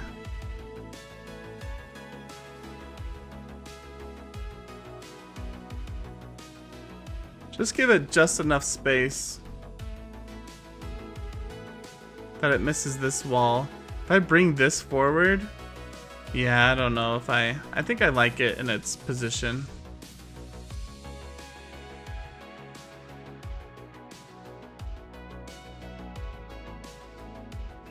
Yep, sci-fi steps are looking good.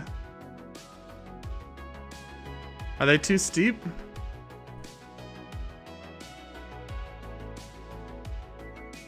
I don't think so.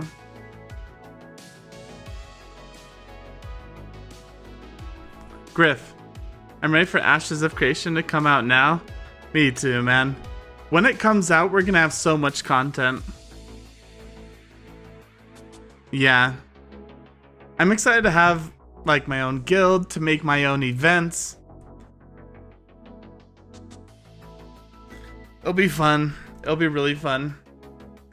It's gonna be a lot of work. Hopefully over the next 2 years, I'll get to the point where YouTube and stuff could be my full-time job. That would just be the dream.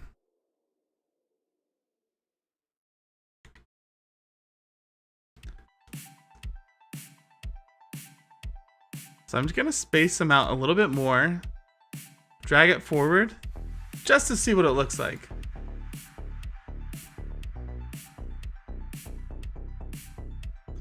I kind of like that. So as right here, it didn't make a difference. This looks the same, but this slope right here does look a little different. It does add a little bit more dimension.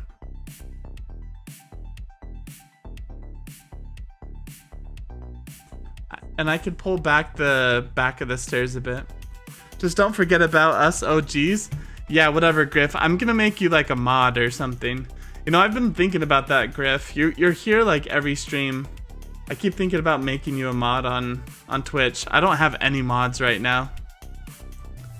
I won't forget about you, man. I promise.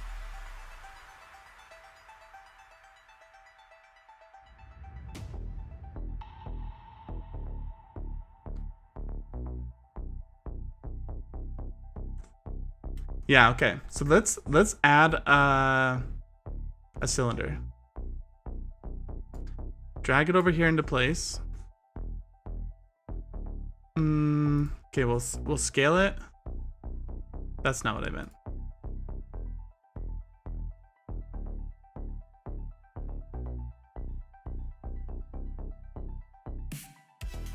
I've never been a mod on Twitch before, so I don't know what to do.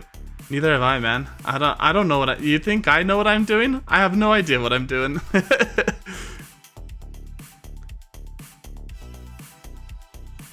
Yeah, we'll figure it out. Right now I haven't had like too many haters or anything that need to get banned.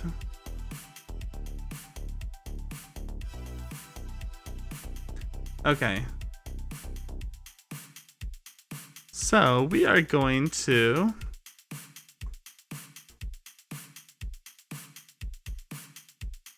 have a support beam.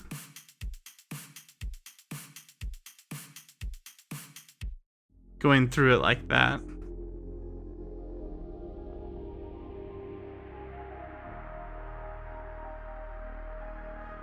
I feel like the bottom, I don't really want to see the support beam, but if we do see it, I want there to be one there. You know what? Why don't we go like this? There we go. That way I can see the placement a bit better. So I want the bottom to come out, yeah, about right there. That makes sense.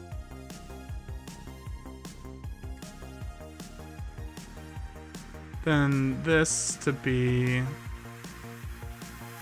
like over here like that. It's kind of far back. Do I want it forward like that? I don't know if I do. I mean, really, we're just going to be looking at it from the front, and if it looks like something's back there holding them up, that's all that really matters. Like, there's zero detail that needs to go into this.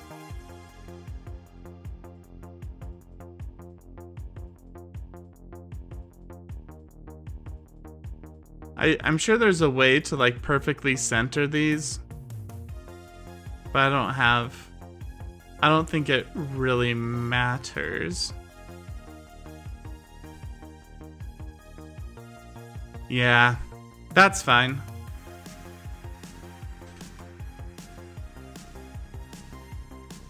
Yeah. There are no poles in the future. Oh, okay, I see what you're saying. Yeah, the future of hover steps.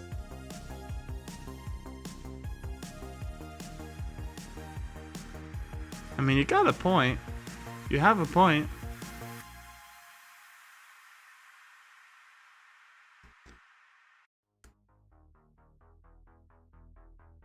Oh man, look at how bad the old steps used to be. These ones look so much better. Let's get rid of the poles.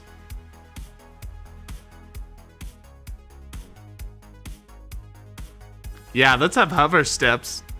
I'm with you on this, Griff. I mean, right now the poles look like they make a difference.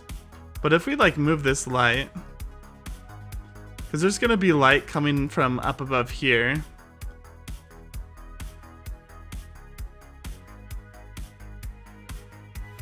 So you see, you're not gonna be able to see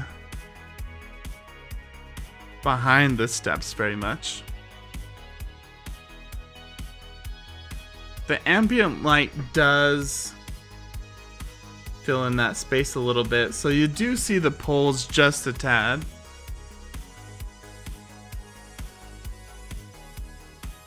Take away the cylinders. Hover steps? What's the vote, Griff? Hover steps like this. Hover steps. Poles.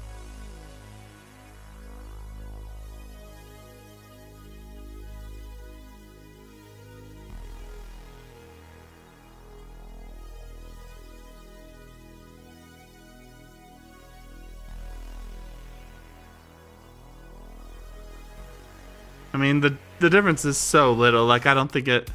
You think the poles, really? I mean, it's just like one little detail, right?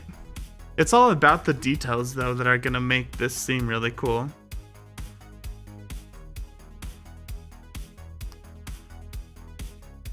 By the way, how cool is this looking, though? This is looking awesome. I can't wait till we color everything. Like add in the metals and the different textures, make it seem a little grungy, a little dirty. Add texture to the floor so it doesn't look like a flat plane. Yeah.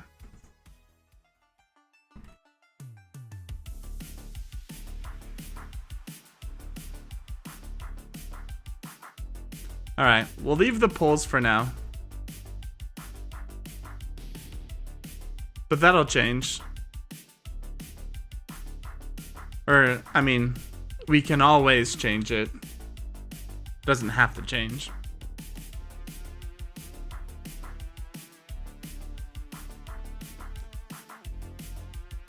Alright, let's make a sci-fi door.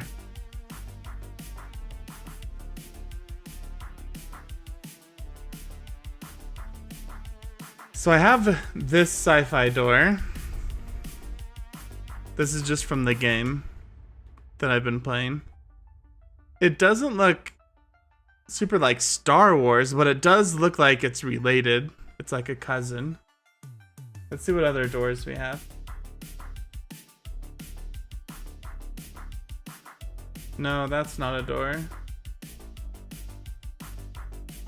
That's kind of like a closed door. I was liking this bit.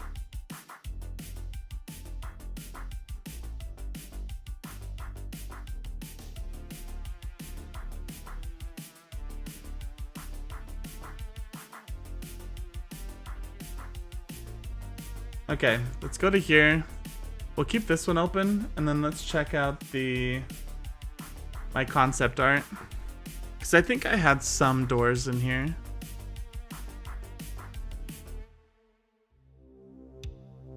No real doors. This is sort of like my base image that I was going off of. Is this a door?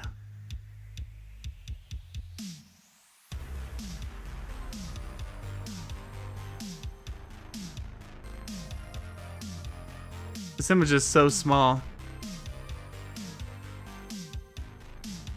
I like the stuff hanging from the ceiling with the cables. I really like that. Alright, where's the lightsabers? Nyam, nyam, nyam. Yeah, I don't want any of that.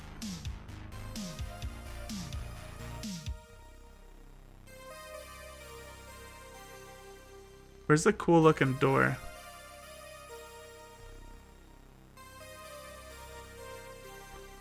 No, no.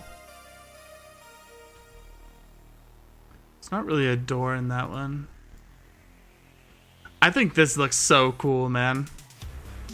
Yeah, once we add in lighting, I think it's the pop of color that makes it look awesome, but just all the cables and the light coming down looks really sweet.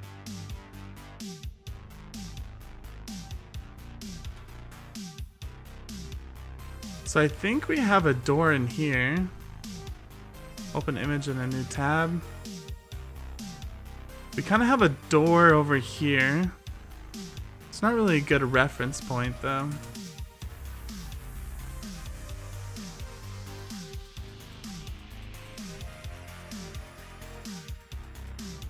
Here's a door. I don't love it.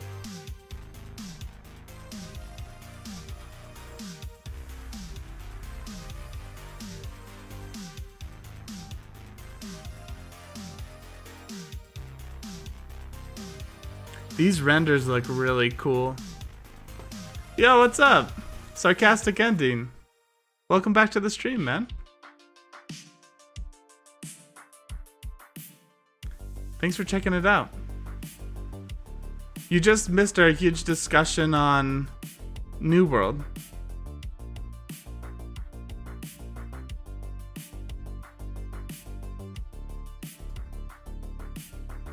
No, no, no. Meh, no.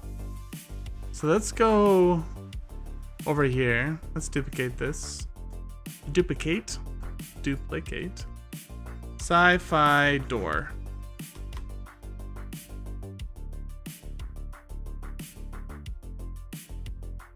Wow. Space between sci-fi?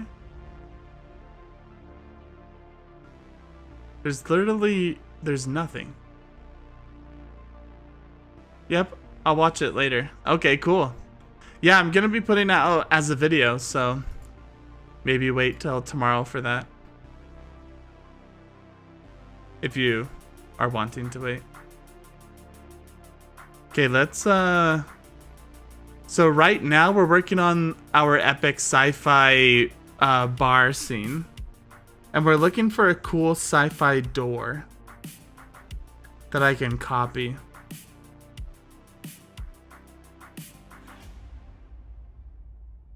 No.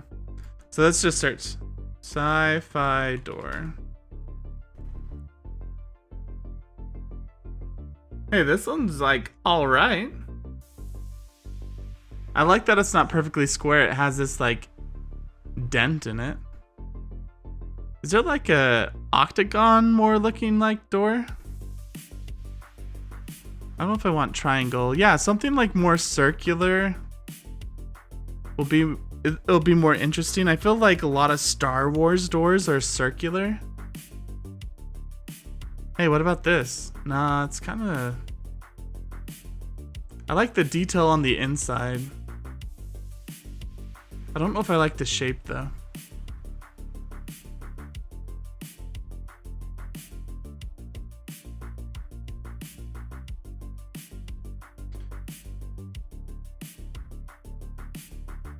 Maybe we have a circle outside and then a more square inside to it. Do a Halo door? Maybe I should look up some Halo doors. You asked me in a video which class I was going to play in Ashes of Creation. Same question for you. So I'm leaning towards a summoner right now. A summoner tank is a blood warden. What's that? That sounds so cool. If you're a blood warden, I don't know how that would work. This is kind of cool. A blood warden though, how cool is that? That just sounds really, really awesome.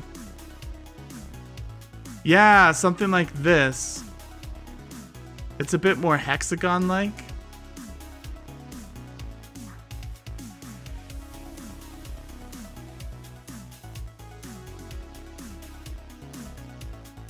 I'm kind of liking the way this looks. Here, we'll hold on to this one. I'm not like in love with it. But we'll just hold on until we find a better door. I can't remember what your answer was, Sarcastic. What class are you most interested in?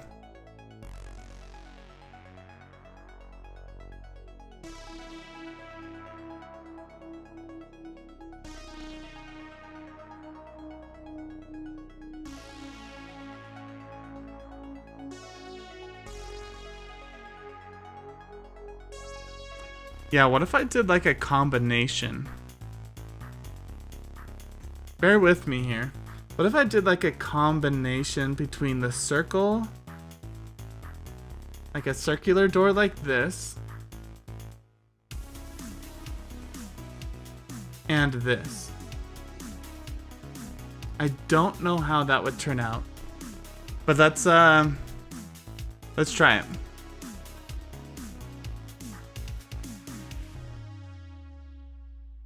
So maybe a cube is not what we want. Maybe we want a cylinder. Where are you? There you are. All right, cylinder. Let's rotate it.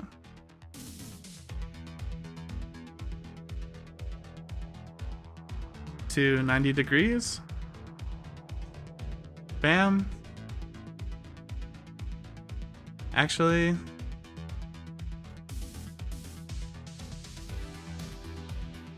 add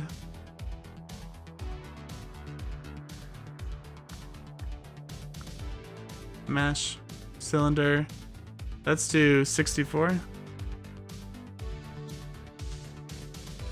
Now let's do all the stuff we were just doing to it. Where we rotate it.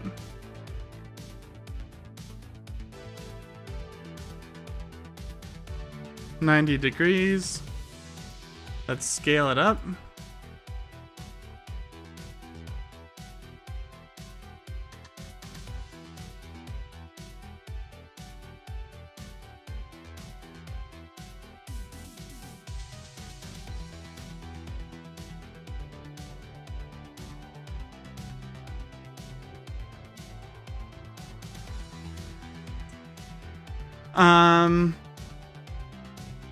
Kind of like Summoner and Blade and Soul, they can tank there with the cat that they summon. Yeah, I haven't played Blade and Soul. I said Shaman, High Priest, or Scryer. I have to wait and see. Yeah, we kind of have to wait and see until we learn more information about it, right? Once we get more information about how the Summoner and stuff will work, then... or just how classes will work in general, then I feel like we can make a better decision. Okay.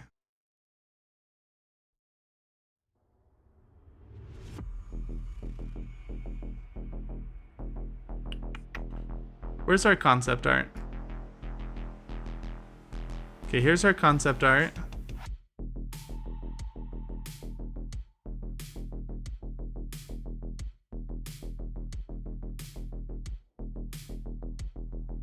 So like this one, the Warframe doors, they kind of have the circle going with the inside thing, with the sort of more square door, and I think that's kind of what I'm going for. I honestly don't know what I'm going for. I mostly play healer classes, sometimes long range DPS. Oh, okay, cool. Yeah, I think people are really excited for the support classes in Ashes of Creation, like the bards. The cleric right now in the alpha is just so OP, man. It's 100% the best class in the alpha. I mean, they might change some things, but in the alpha as it currently stands, the cleric is the best class. Can you even see that circle? You can't. So me spending all the time on the circle might not be worth it. But let's just see here. So let's go. Let's take in the face.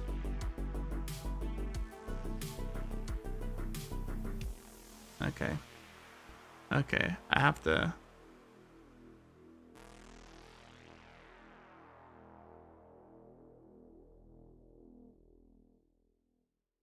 So kind of like this. You kind of have this ring.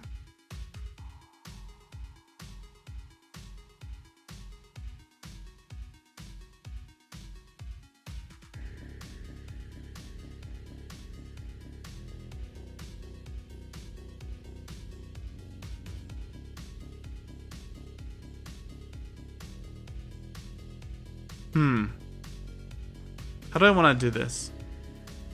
Because if I go like this, let's hit 2, select this circle, then we can hit scale, we could bring it in.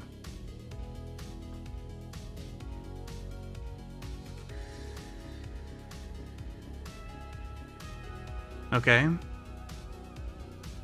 Then do I just like nestle another door right into this one?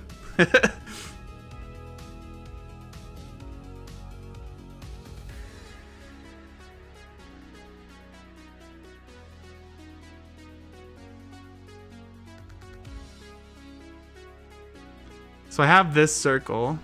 Then we kind of have these like straight sides for the door to close. I like this shape, the octagon shape.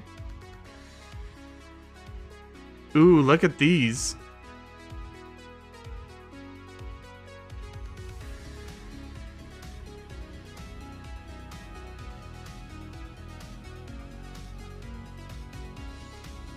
Oh, and look at this. Man, this computer looks way cooler than the computer I built. Maybe we'll steal that computer and rebuild the computer.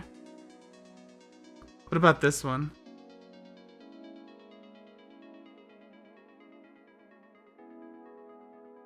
The lights and the shiny floor make it look really good. I don't really like the door though.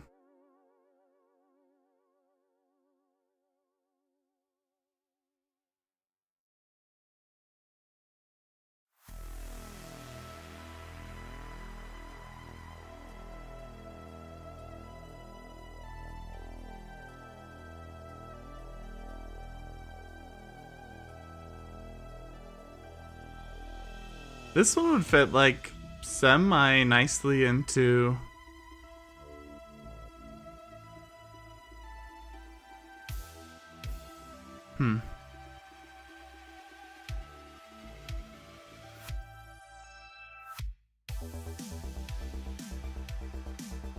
into the circle.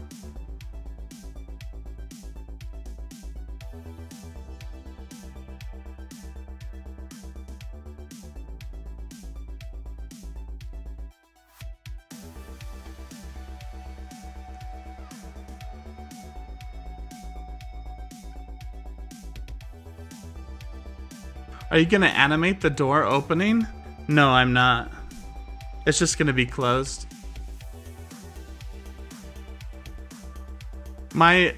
I think animation is like one of the hardest parts about 3D modeling, and I don't want to waste my time with it. Like one day I'm gonna be like Dr. Disrespect, where I just hire someone and build like really cool 3D scenes for me to be in. So this is all sort of like placeholder anyway. And as you can see, like, you can't really see the door that well. You're really gonna be able to see this bottom corner here. So I don't know if I want to spend like a crazy amount of time on it, but I want it to look like a door. So yeah.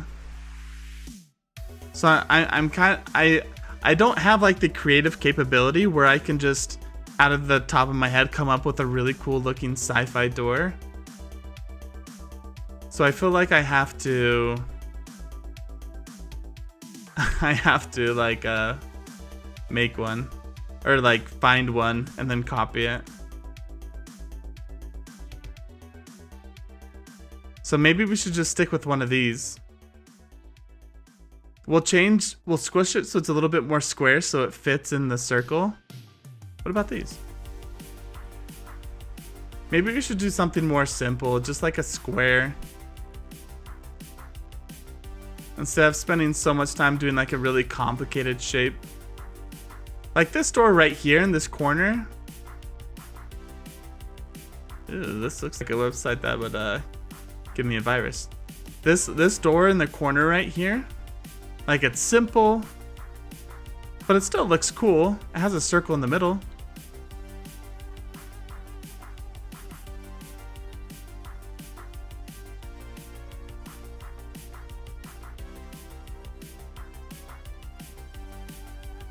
Yeah, so maybe we'll do that.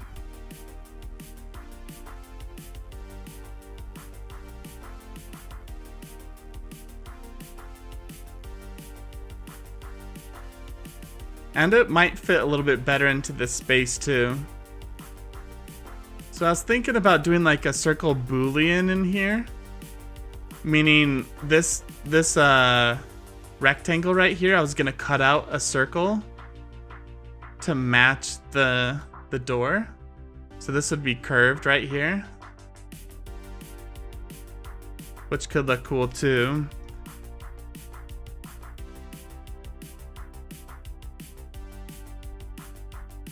Alright, let's keep this. And then let's build our, basically our rectangle door. So let's add a cube. Bring it over here.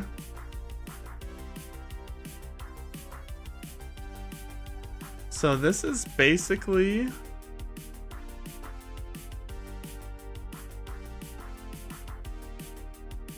the height.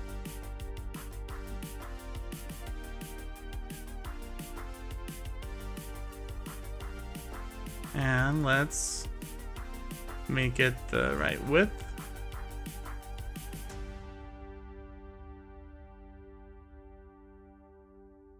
Yeah.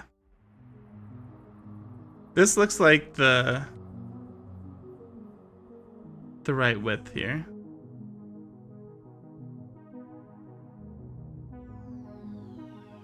Okay.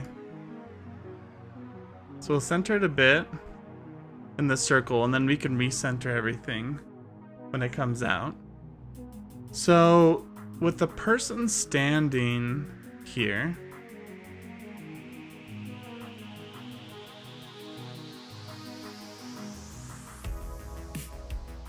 There could be a little lip on the top and the person would still be able to walk through. Okay. So I think this is actually a pretty decent size. Whoops. We're gonna bring out our square a little bit more. And, you know, let's just hide this for a second. Not that. Didn't mean to hide that. Here, tab. Just gonna extend it just so it's a little bit thicker. Okay. So, first things first, we have an inset.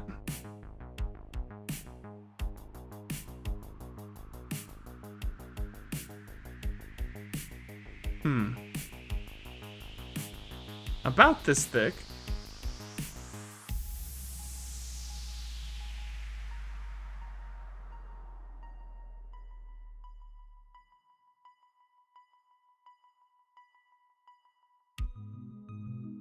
How am I gonna do this?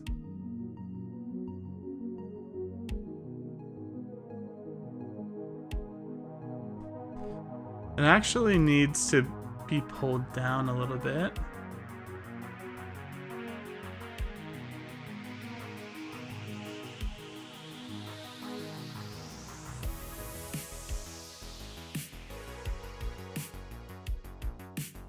Like this.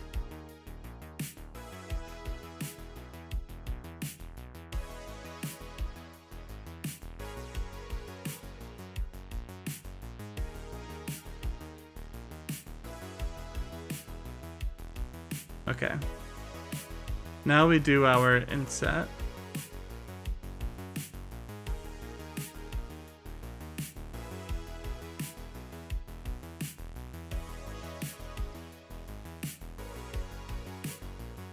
Something like this.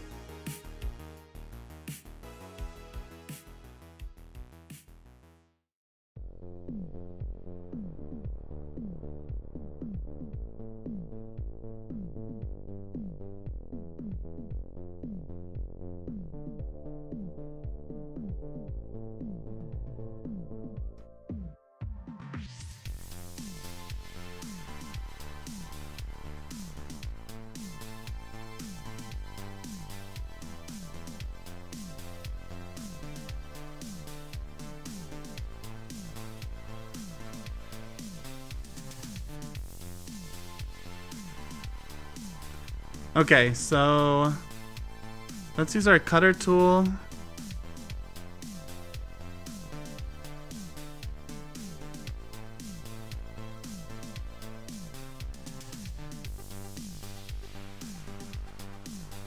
How do I lock it to an axis? Is it Alt, Control,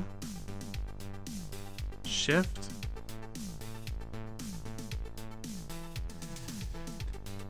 You know what? I think instead of bringing that down, we should just do some loop cuts.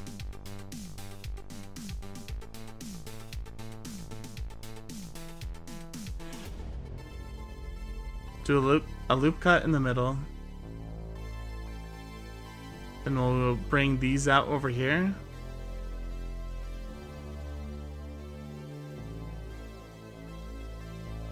Okay.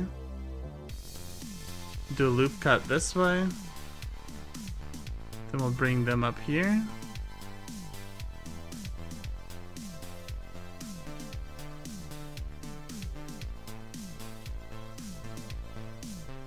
Okay.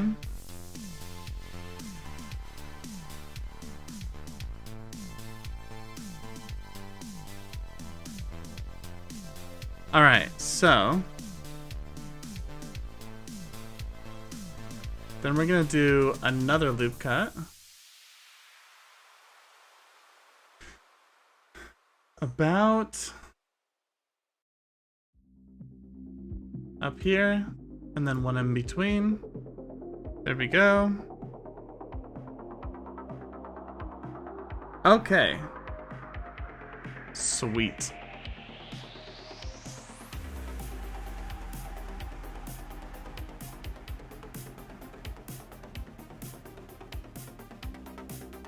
So now, if I select all these dots, and we bring them in, that was not what I wanted. Scale, there we go.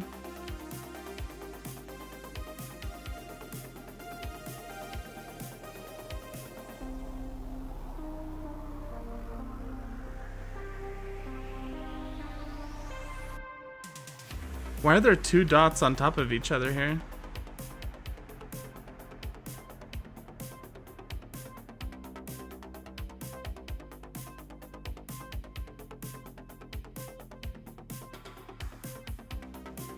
Oh, it's because there's two loop cuts here. Let's get rid of one of them. X. Dissolve edges.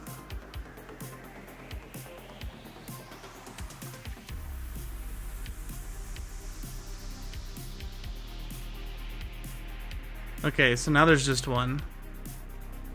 Yep. And there's too many up here too.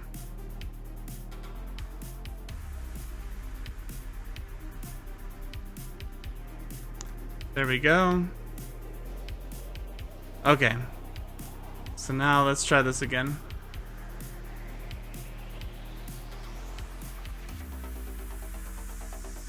Except for I need another loop cut. Right there. Okay, this one, this one, this one. This one, this one, this one. Scale. And we're gonna bring these in.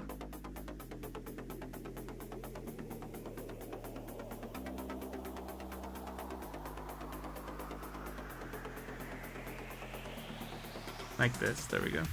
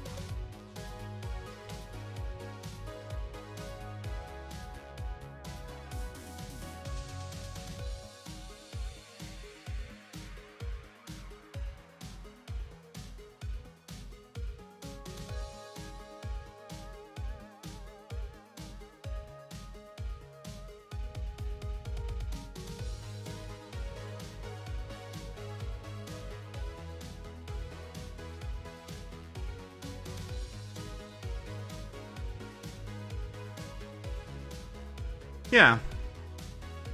Yeah. Can't really see the top of it that much, but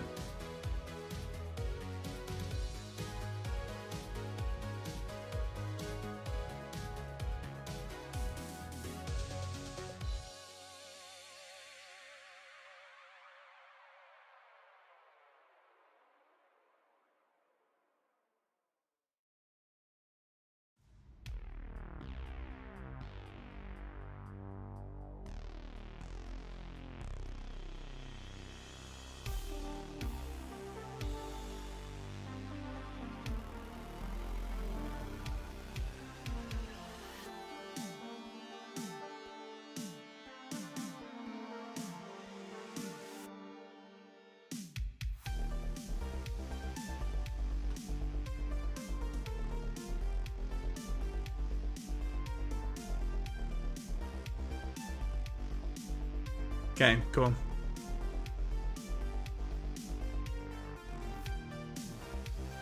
So let's make this look like it belongs.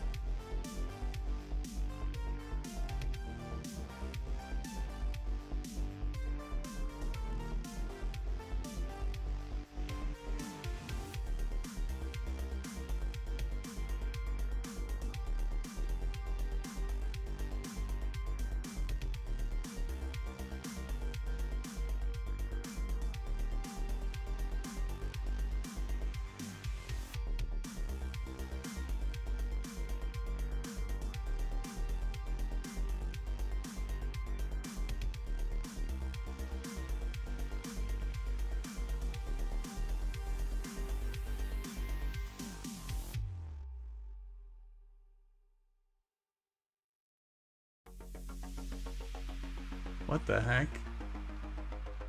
It like stretched.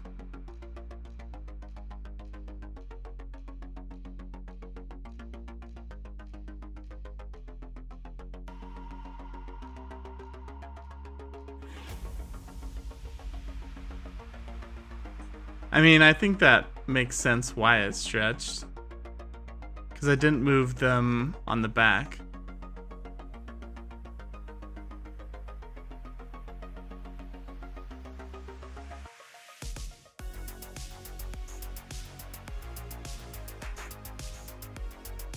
So maybe we need to add a cube and do this again real quick. Cause I don't wanna undo everything.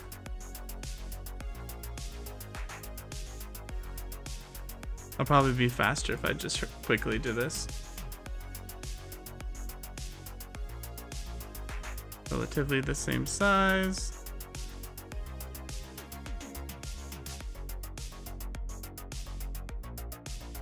Okay.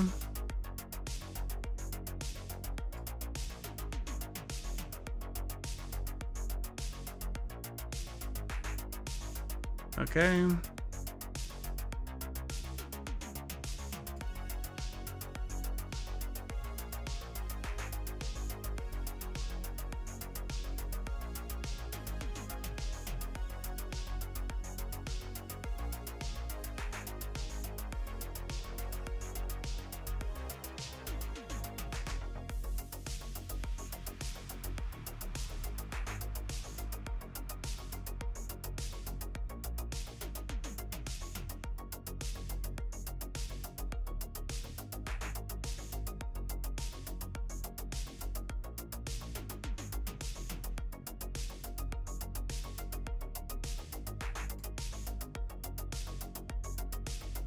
All right.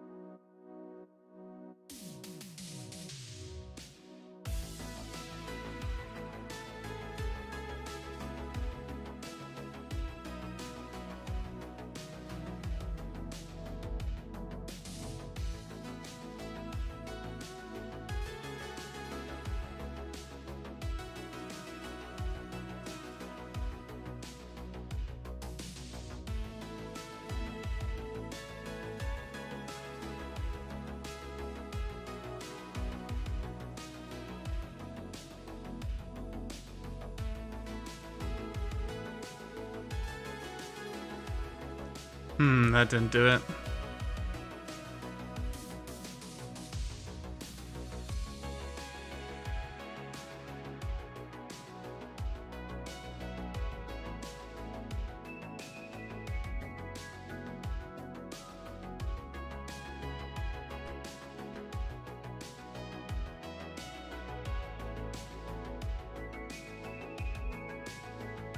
Why is it making new vertices? Did I mess up?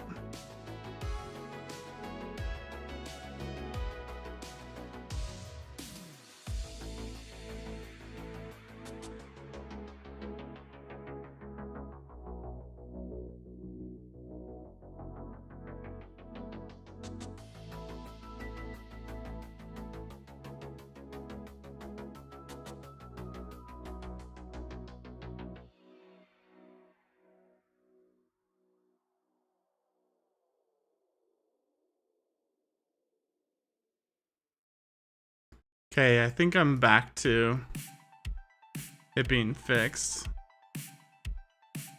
It's kind of strange.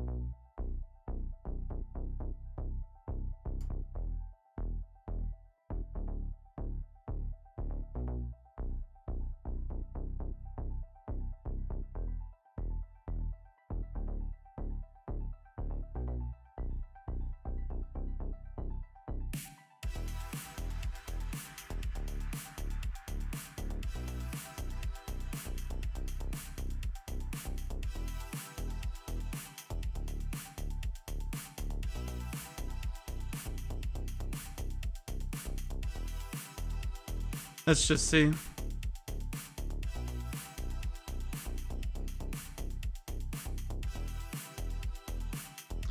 Okay.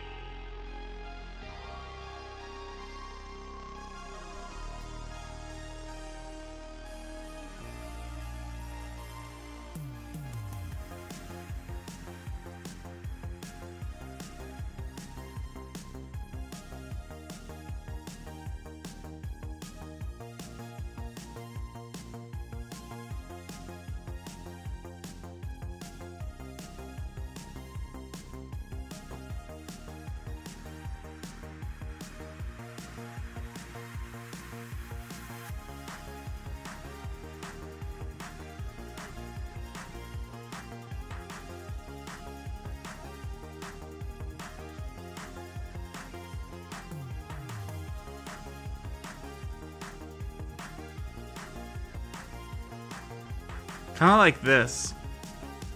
What do we think? So I'm gonna add in... Yeah, we're gonna add in some stuff so it fits the circle a little bit more. But I think it's looking like a pretty decent base so far. So if we go... Let's take a look at this. So if we select this line and this line, let me do this.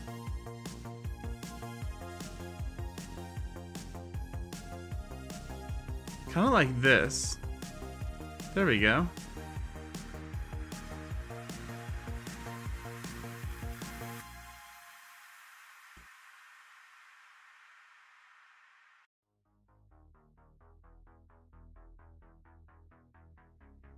So let's get rid of this guy. Dissolve edges. And let's raise these higher.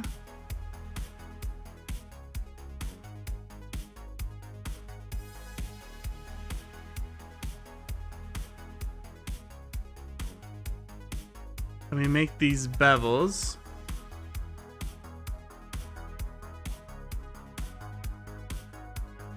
Like this. Let's see. Doesn't really fit the circle.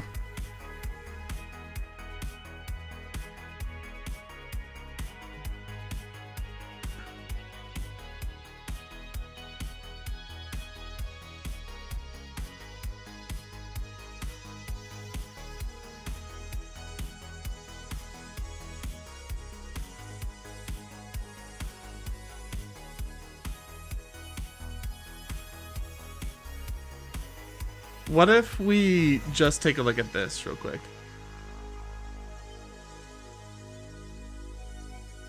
Let's grab this, bring it forward, back forward to where we think the door would be. And then what if we just cut this up?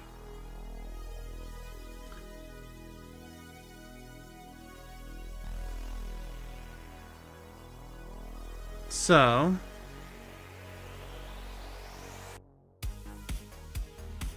three. And what if we bring the inset here?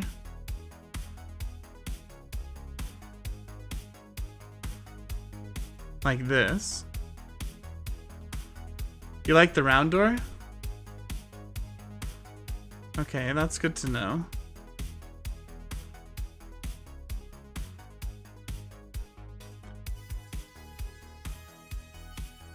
Okay, and what if we cut from here to... Where is straight across?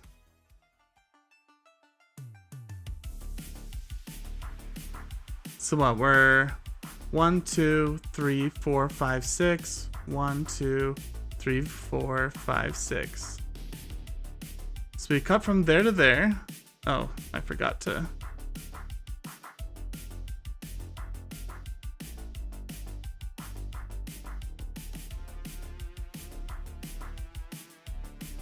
Then we cut from here straight down.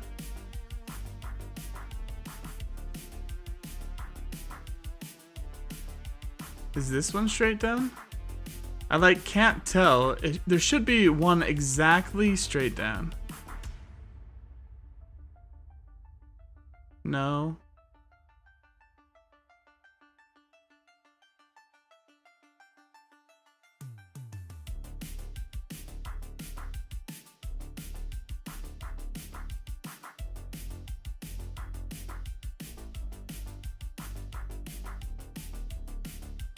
Yeah, I think that's the one. I just want to try this. So 5 down.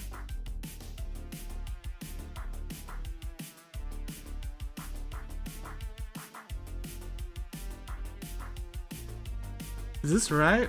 1, 2, 3, 4, 5. 1, 2, 3, 4, 5. 1, 2, 3, 4, 5, 6, 7, 8, 9, 10, 11. 1, 2, 3, 4, 5, 6, 7, 8, 9, 10, 11.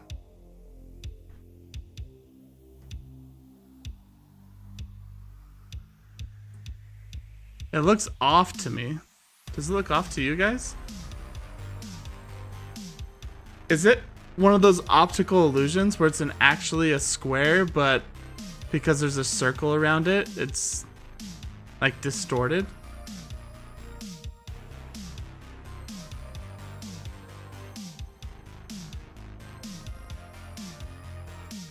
I legitimately don't know.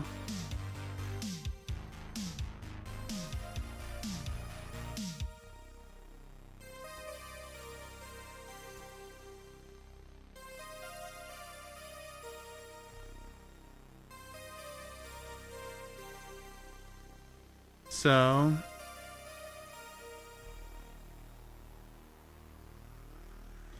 like this is what I was kind of hoping for.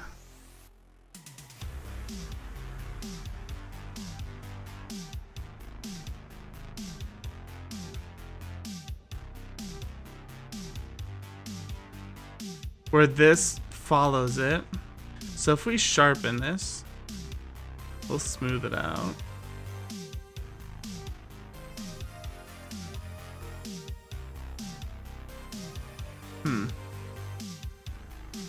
It does come in a little bit.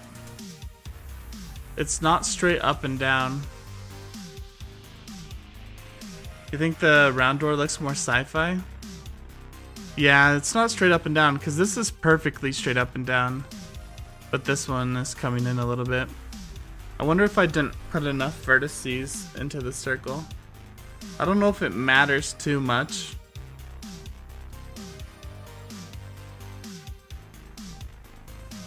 Like, what do you think? Like, do you think having this door inside the round is better?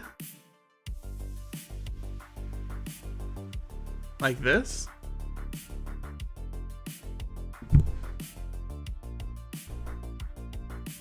Or this door?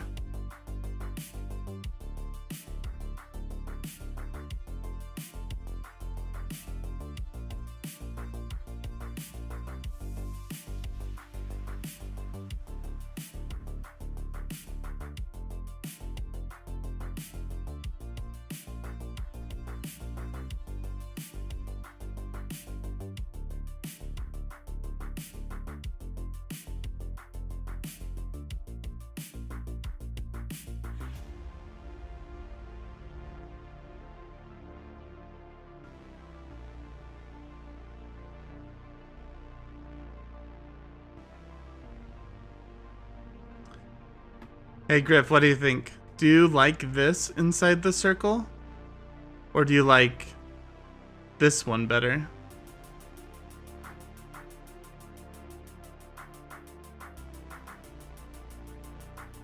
Let's play around with it.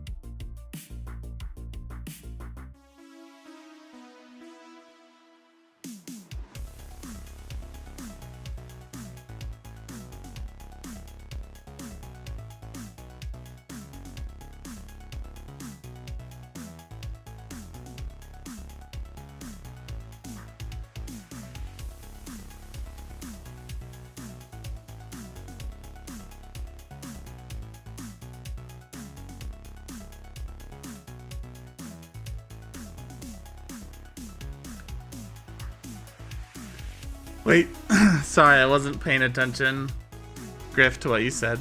Do you like the circle one, or do you like this one in the circle one?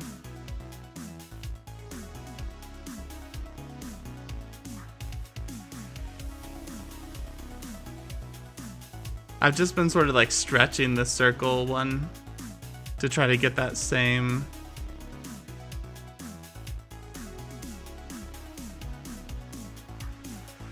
sort of look.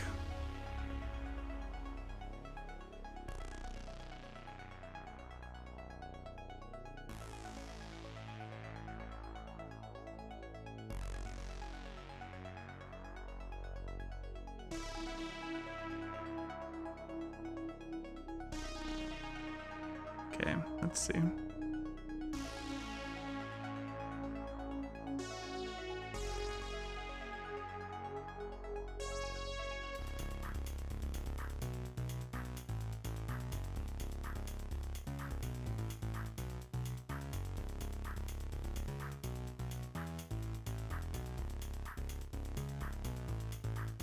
You like the circle one? Okay.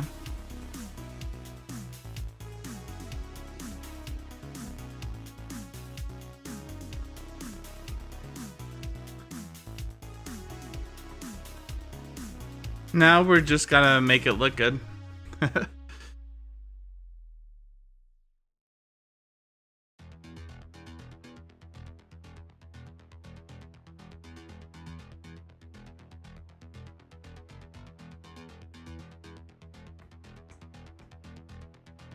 What happens if I delete this?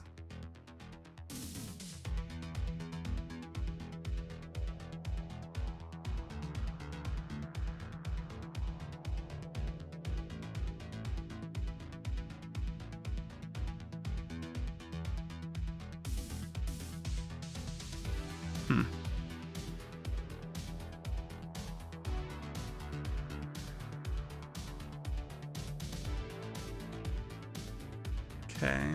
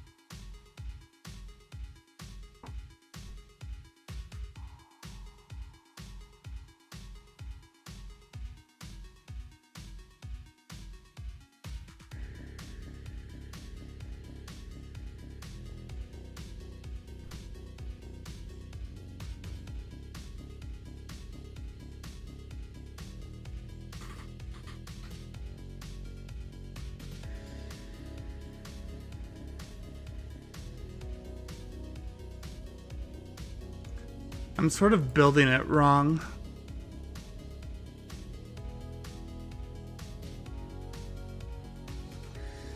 Yeah, I'm building it wrong. Like, I'm not going to be able to paint it. Because it's not squares. Like, this shape right here is not a square. Everything else is a square. This shape's not a square. And it kind of messed up this too. Then this square is super funky.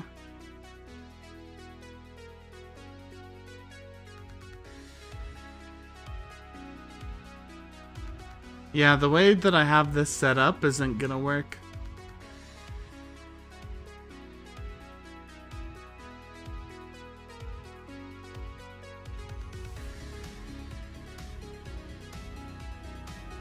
And I don't know how to fix it. Like, I'm not good enough at it to fix it.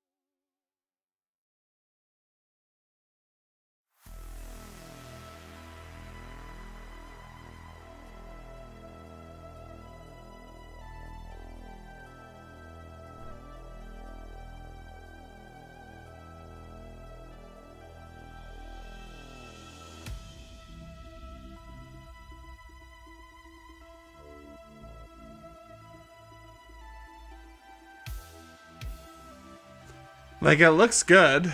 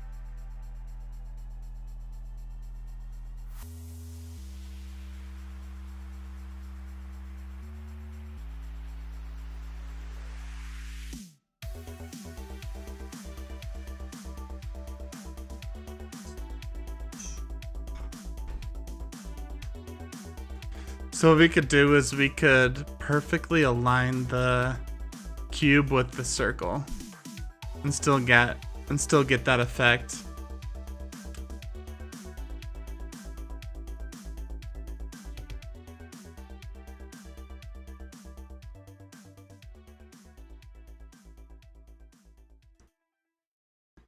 Yeah, I think that's good. I even kind of like the cube inset a little bit. So the circle carries around it. Like that. I don't know. I think that looks good. Like, it's still circle. Then we have the cube on the inside. Let's go to our reference pictures.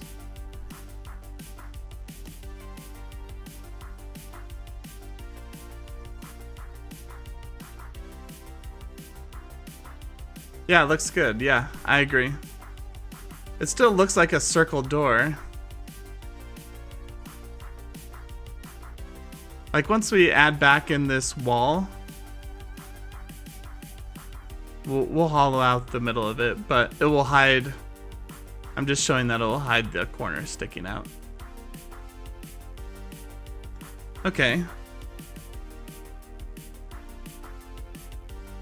Whoops.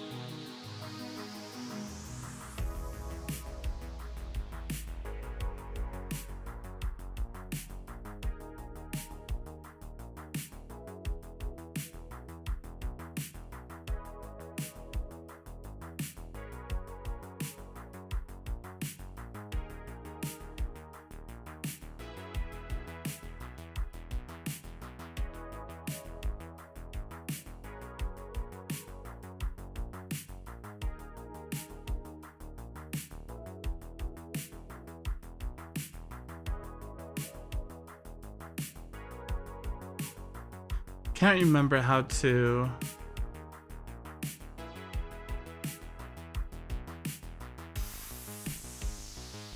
Is it root? Is it sharp? Linear? Smooth? No.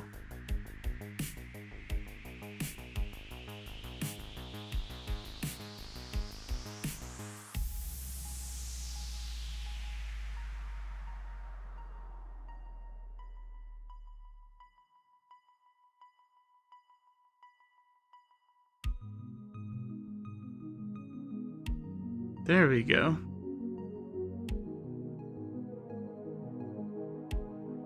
That's what I was going for.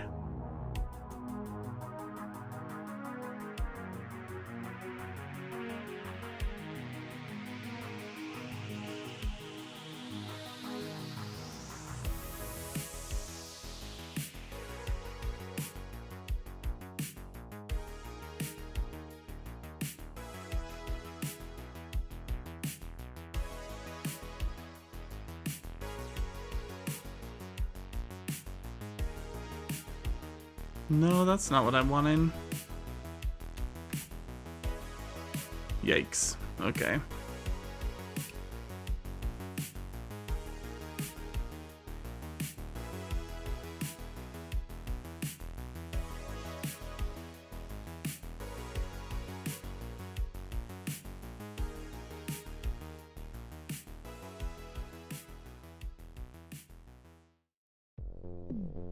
See, this is what I want, but on this side.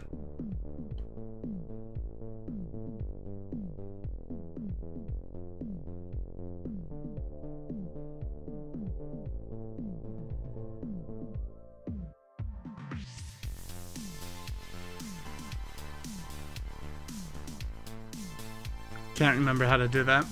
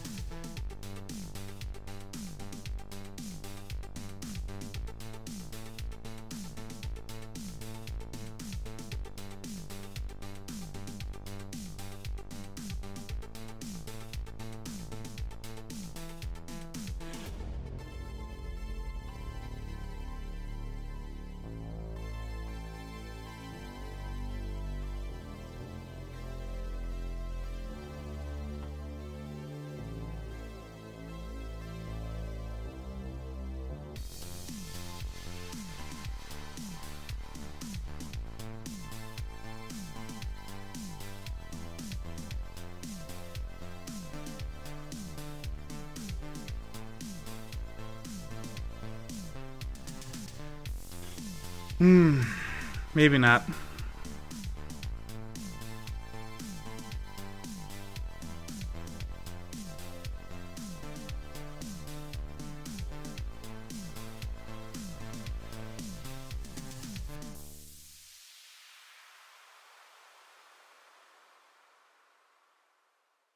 All right.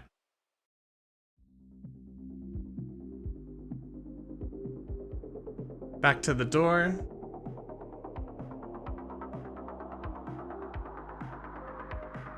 We'll get our inspiration.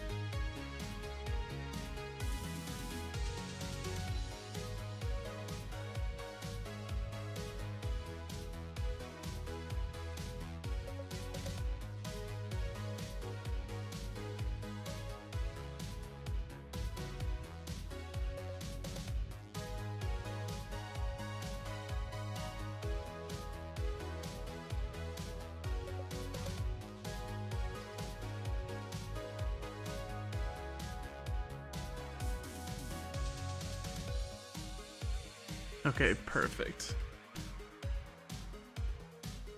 Now we want to mirror it this way. Then we hit tab.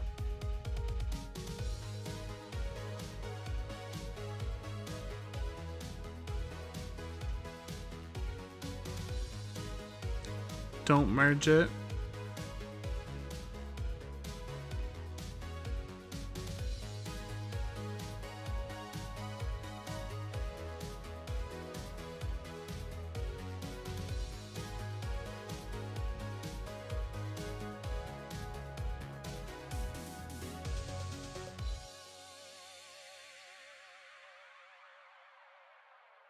Hmm.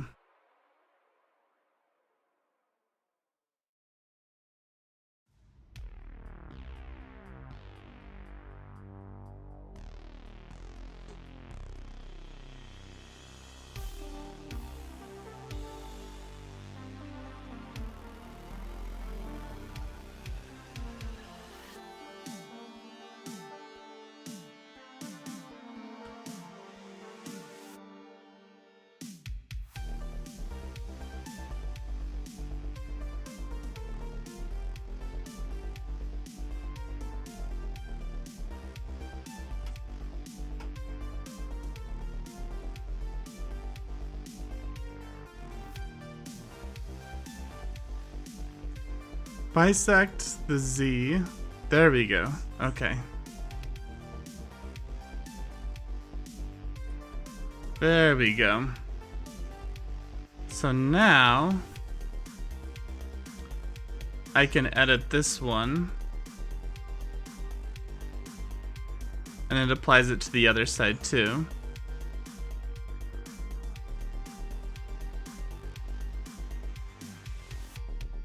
Okay.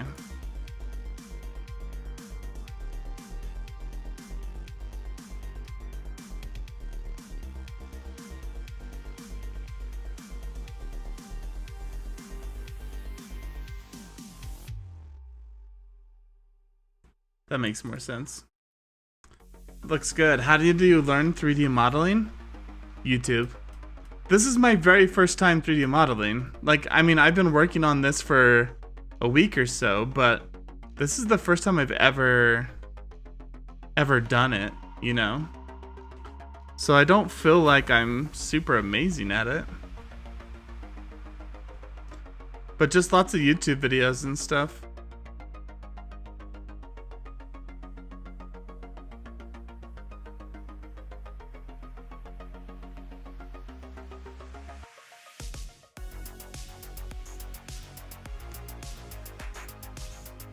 I'm just trying to add a little bit more detail.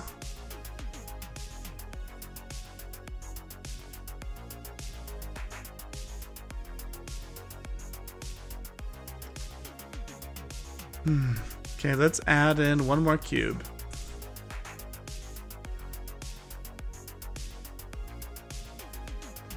We'll bring him all the way up.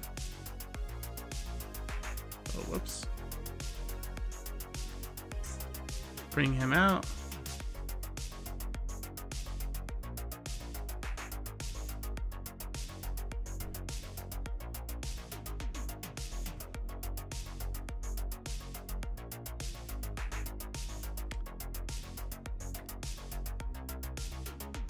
Okay.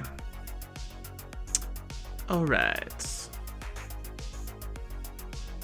Scale along this axis. Actually, let's do this top one. Out like that.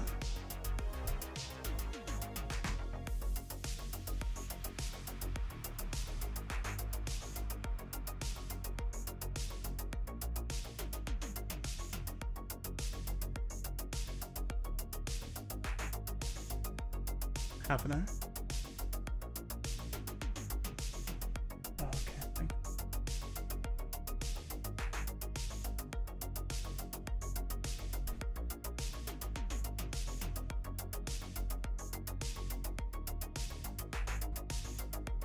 Just add a bit more detail. We're actually not even gonna see that. I don't know, just for my own sake though, so I know it's a cool sci-fi door.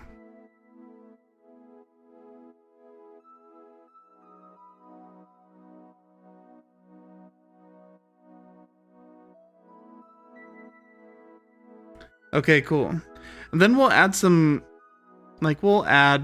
detail to the door itself.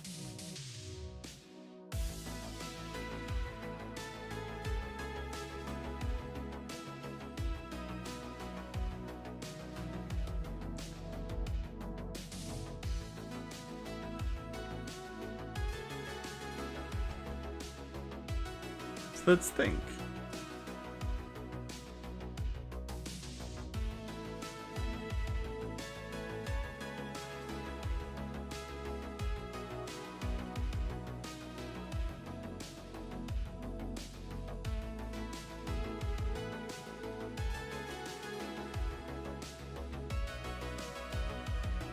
It does look way better with the other stuff on it.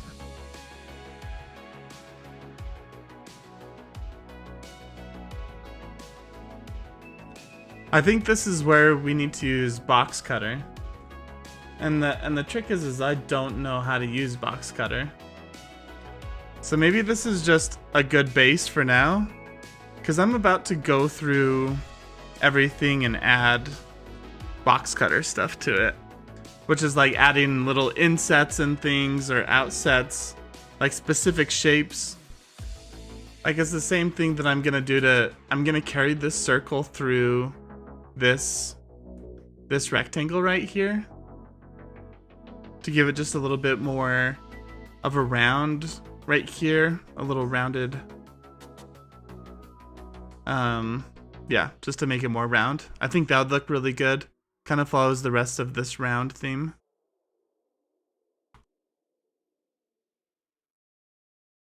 Yeah, I don't know. Will this be done 100% before AOC? That's the question. Yeah, man, I hope so. But dude, look how cool this is looking. I mean, we just have one light right now. Nothing's colored. There's no lights. But the staircase looks really nice. When we color this staircase and add little lights on it and stuff, that will be looking really good. The door's looking really nice.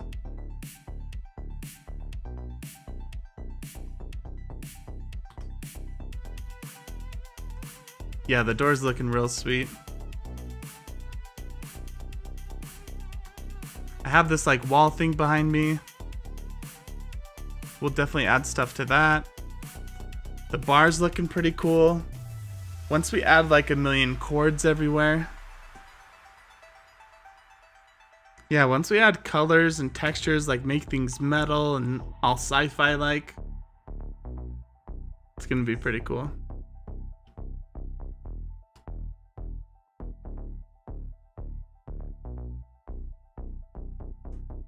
Looks really good with the lighting. Yeah. That's the thing, is like here you kind of, you see everything the exact same, so you like notice all these like little nooks and cracks under the stairs, and it looks very flat. But when you add lighting, it's gonna add depth and character to things, and yeah, it's just gonna look a lot better in general. So I don't know. I don't know about you, but I feel pretty good about our sci-fi door. I think it looks pretty decent, you know? Like for how much time I spent on it. Spent a couple hours. I feel like it looks good enough, you know? Especially because we just see a sliver of it. Once we add paint and texture to it, we're gonna add like shapes and stuff cut out here.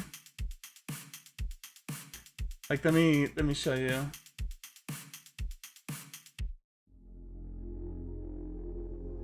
Where is it? I had it open.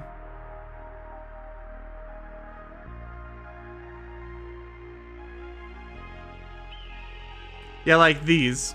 I really like, it's hard to see. It's the blog that's gonna give us a virus, but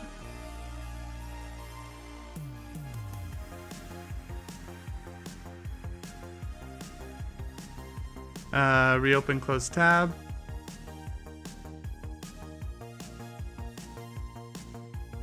What the heck?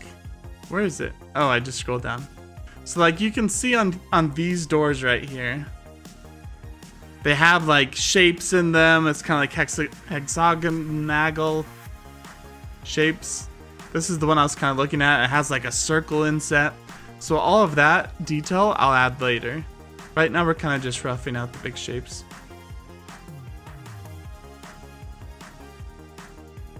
So yeah, I think it looks good. It looks like a circle door, but it looks functional. It has like some square edges to it. So I think it looks really nice. I think once we add cables going everywhere, that's gonna add more detail to the scene. I'm not like super in love with these little guys coming down the sides here.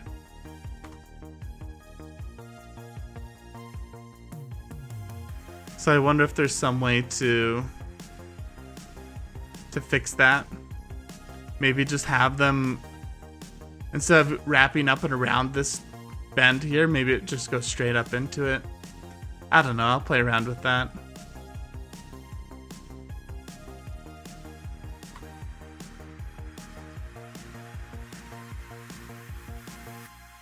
Yeah, it's looking pretty cool. Once we add some like neon lights and stuff like that, like I think it's gonna add a lot of depth.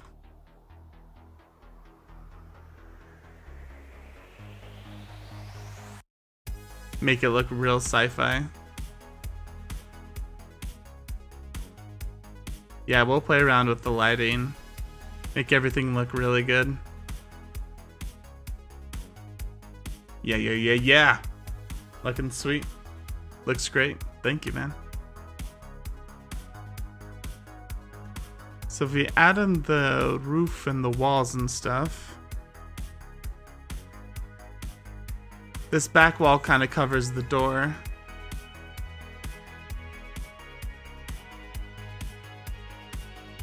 So we'll have to adjust that.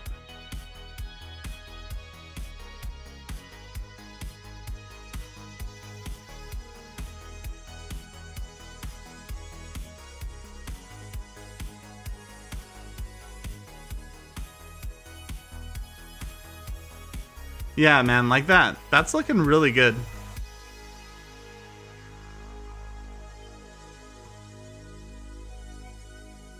I think that's looking really nice. Sweet. Awesome. We got a big part done, the stairs. That was another sort of main focal point next to the bar.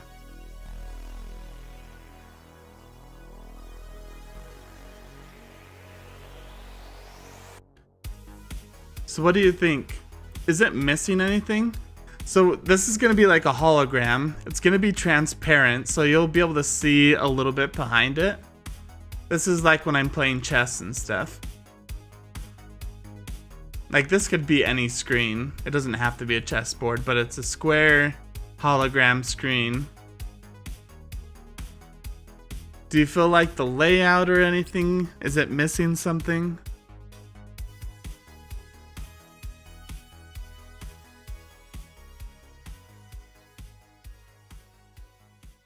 I think it's looking pretty good.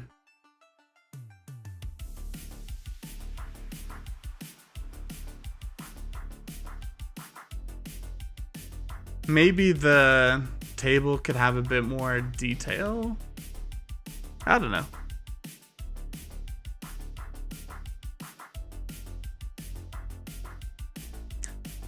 Griff, what do you think about this right here?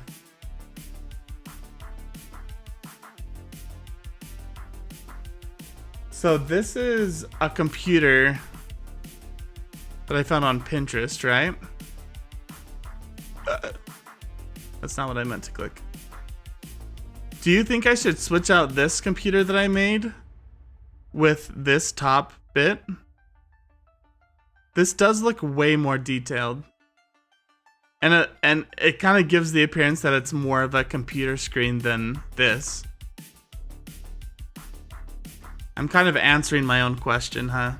The answer is kind of like, yeah, it does look better.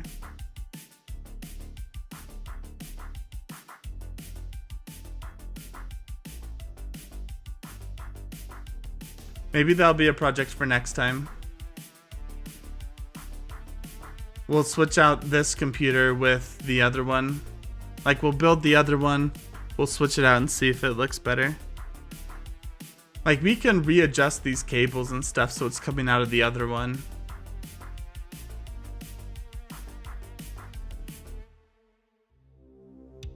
Why not just add on to what you have there? I could, like, kind of what I was saying is like the screen is kind of like thinner, right? and then it has like this arm holding it. This is kind of like a block. So you're saying like just add more detail to this one? The problem is like my imagination when it comes to 3D modeling is just like I can't just come up with a like I tried to come up with this out of my head, but it just turned into a block, you know? Like these stairs, the door, the bar, all of that is someone else's someone else's artistic design that I'm basically copying.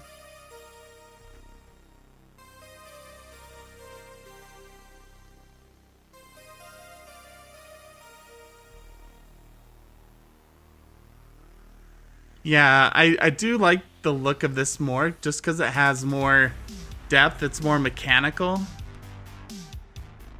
It seems like it could move.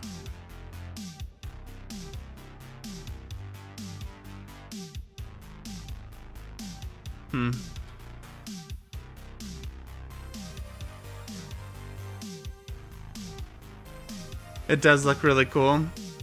Yeah. Maybe next live stream I'll spend some time and we'll build this out. Because you could have like cables coming out of the circle part or coming down out of the back. Like you could have some cool cables added onto that too. And I'm all about cables.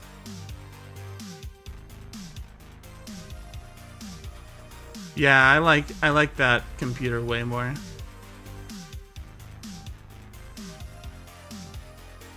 So yeah. We'll build that computer next time.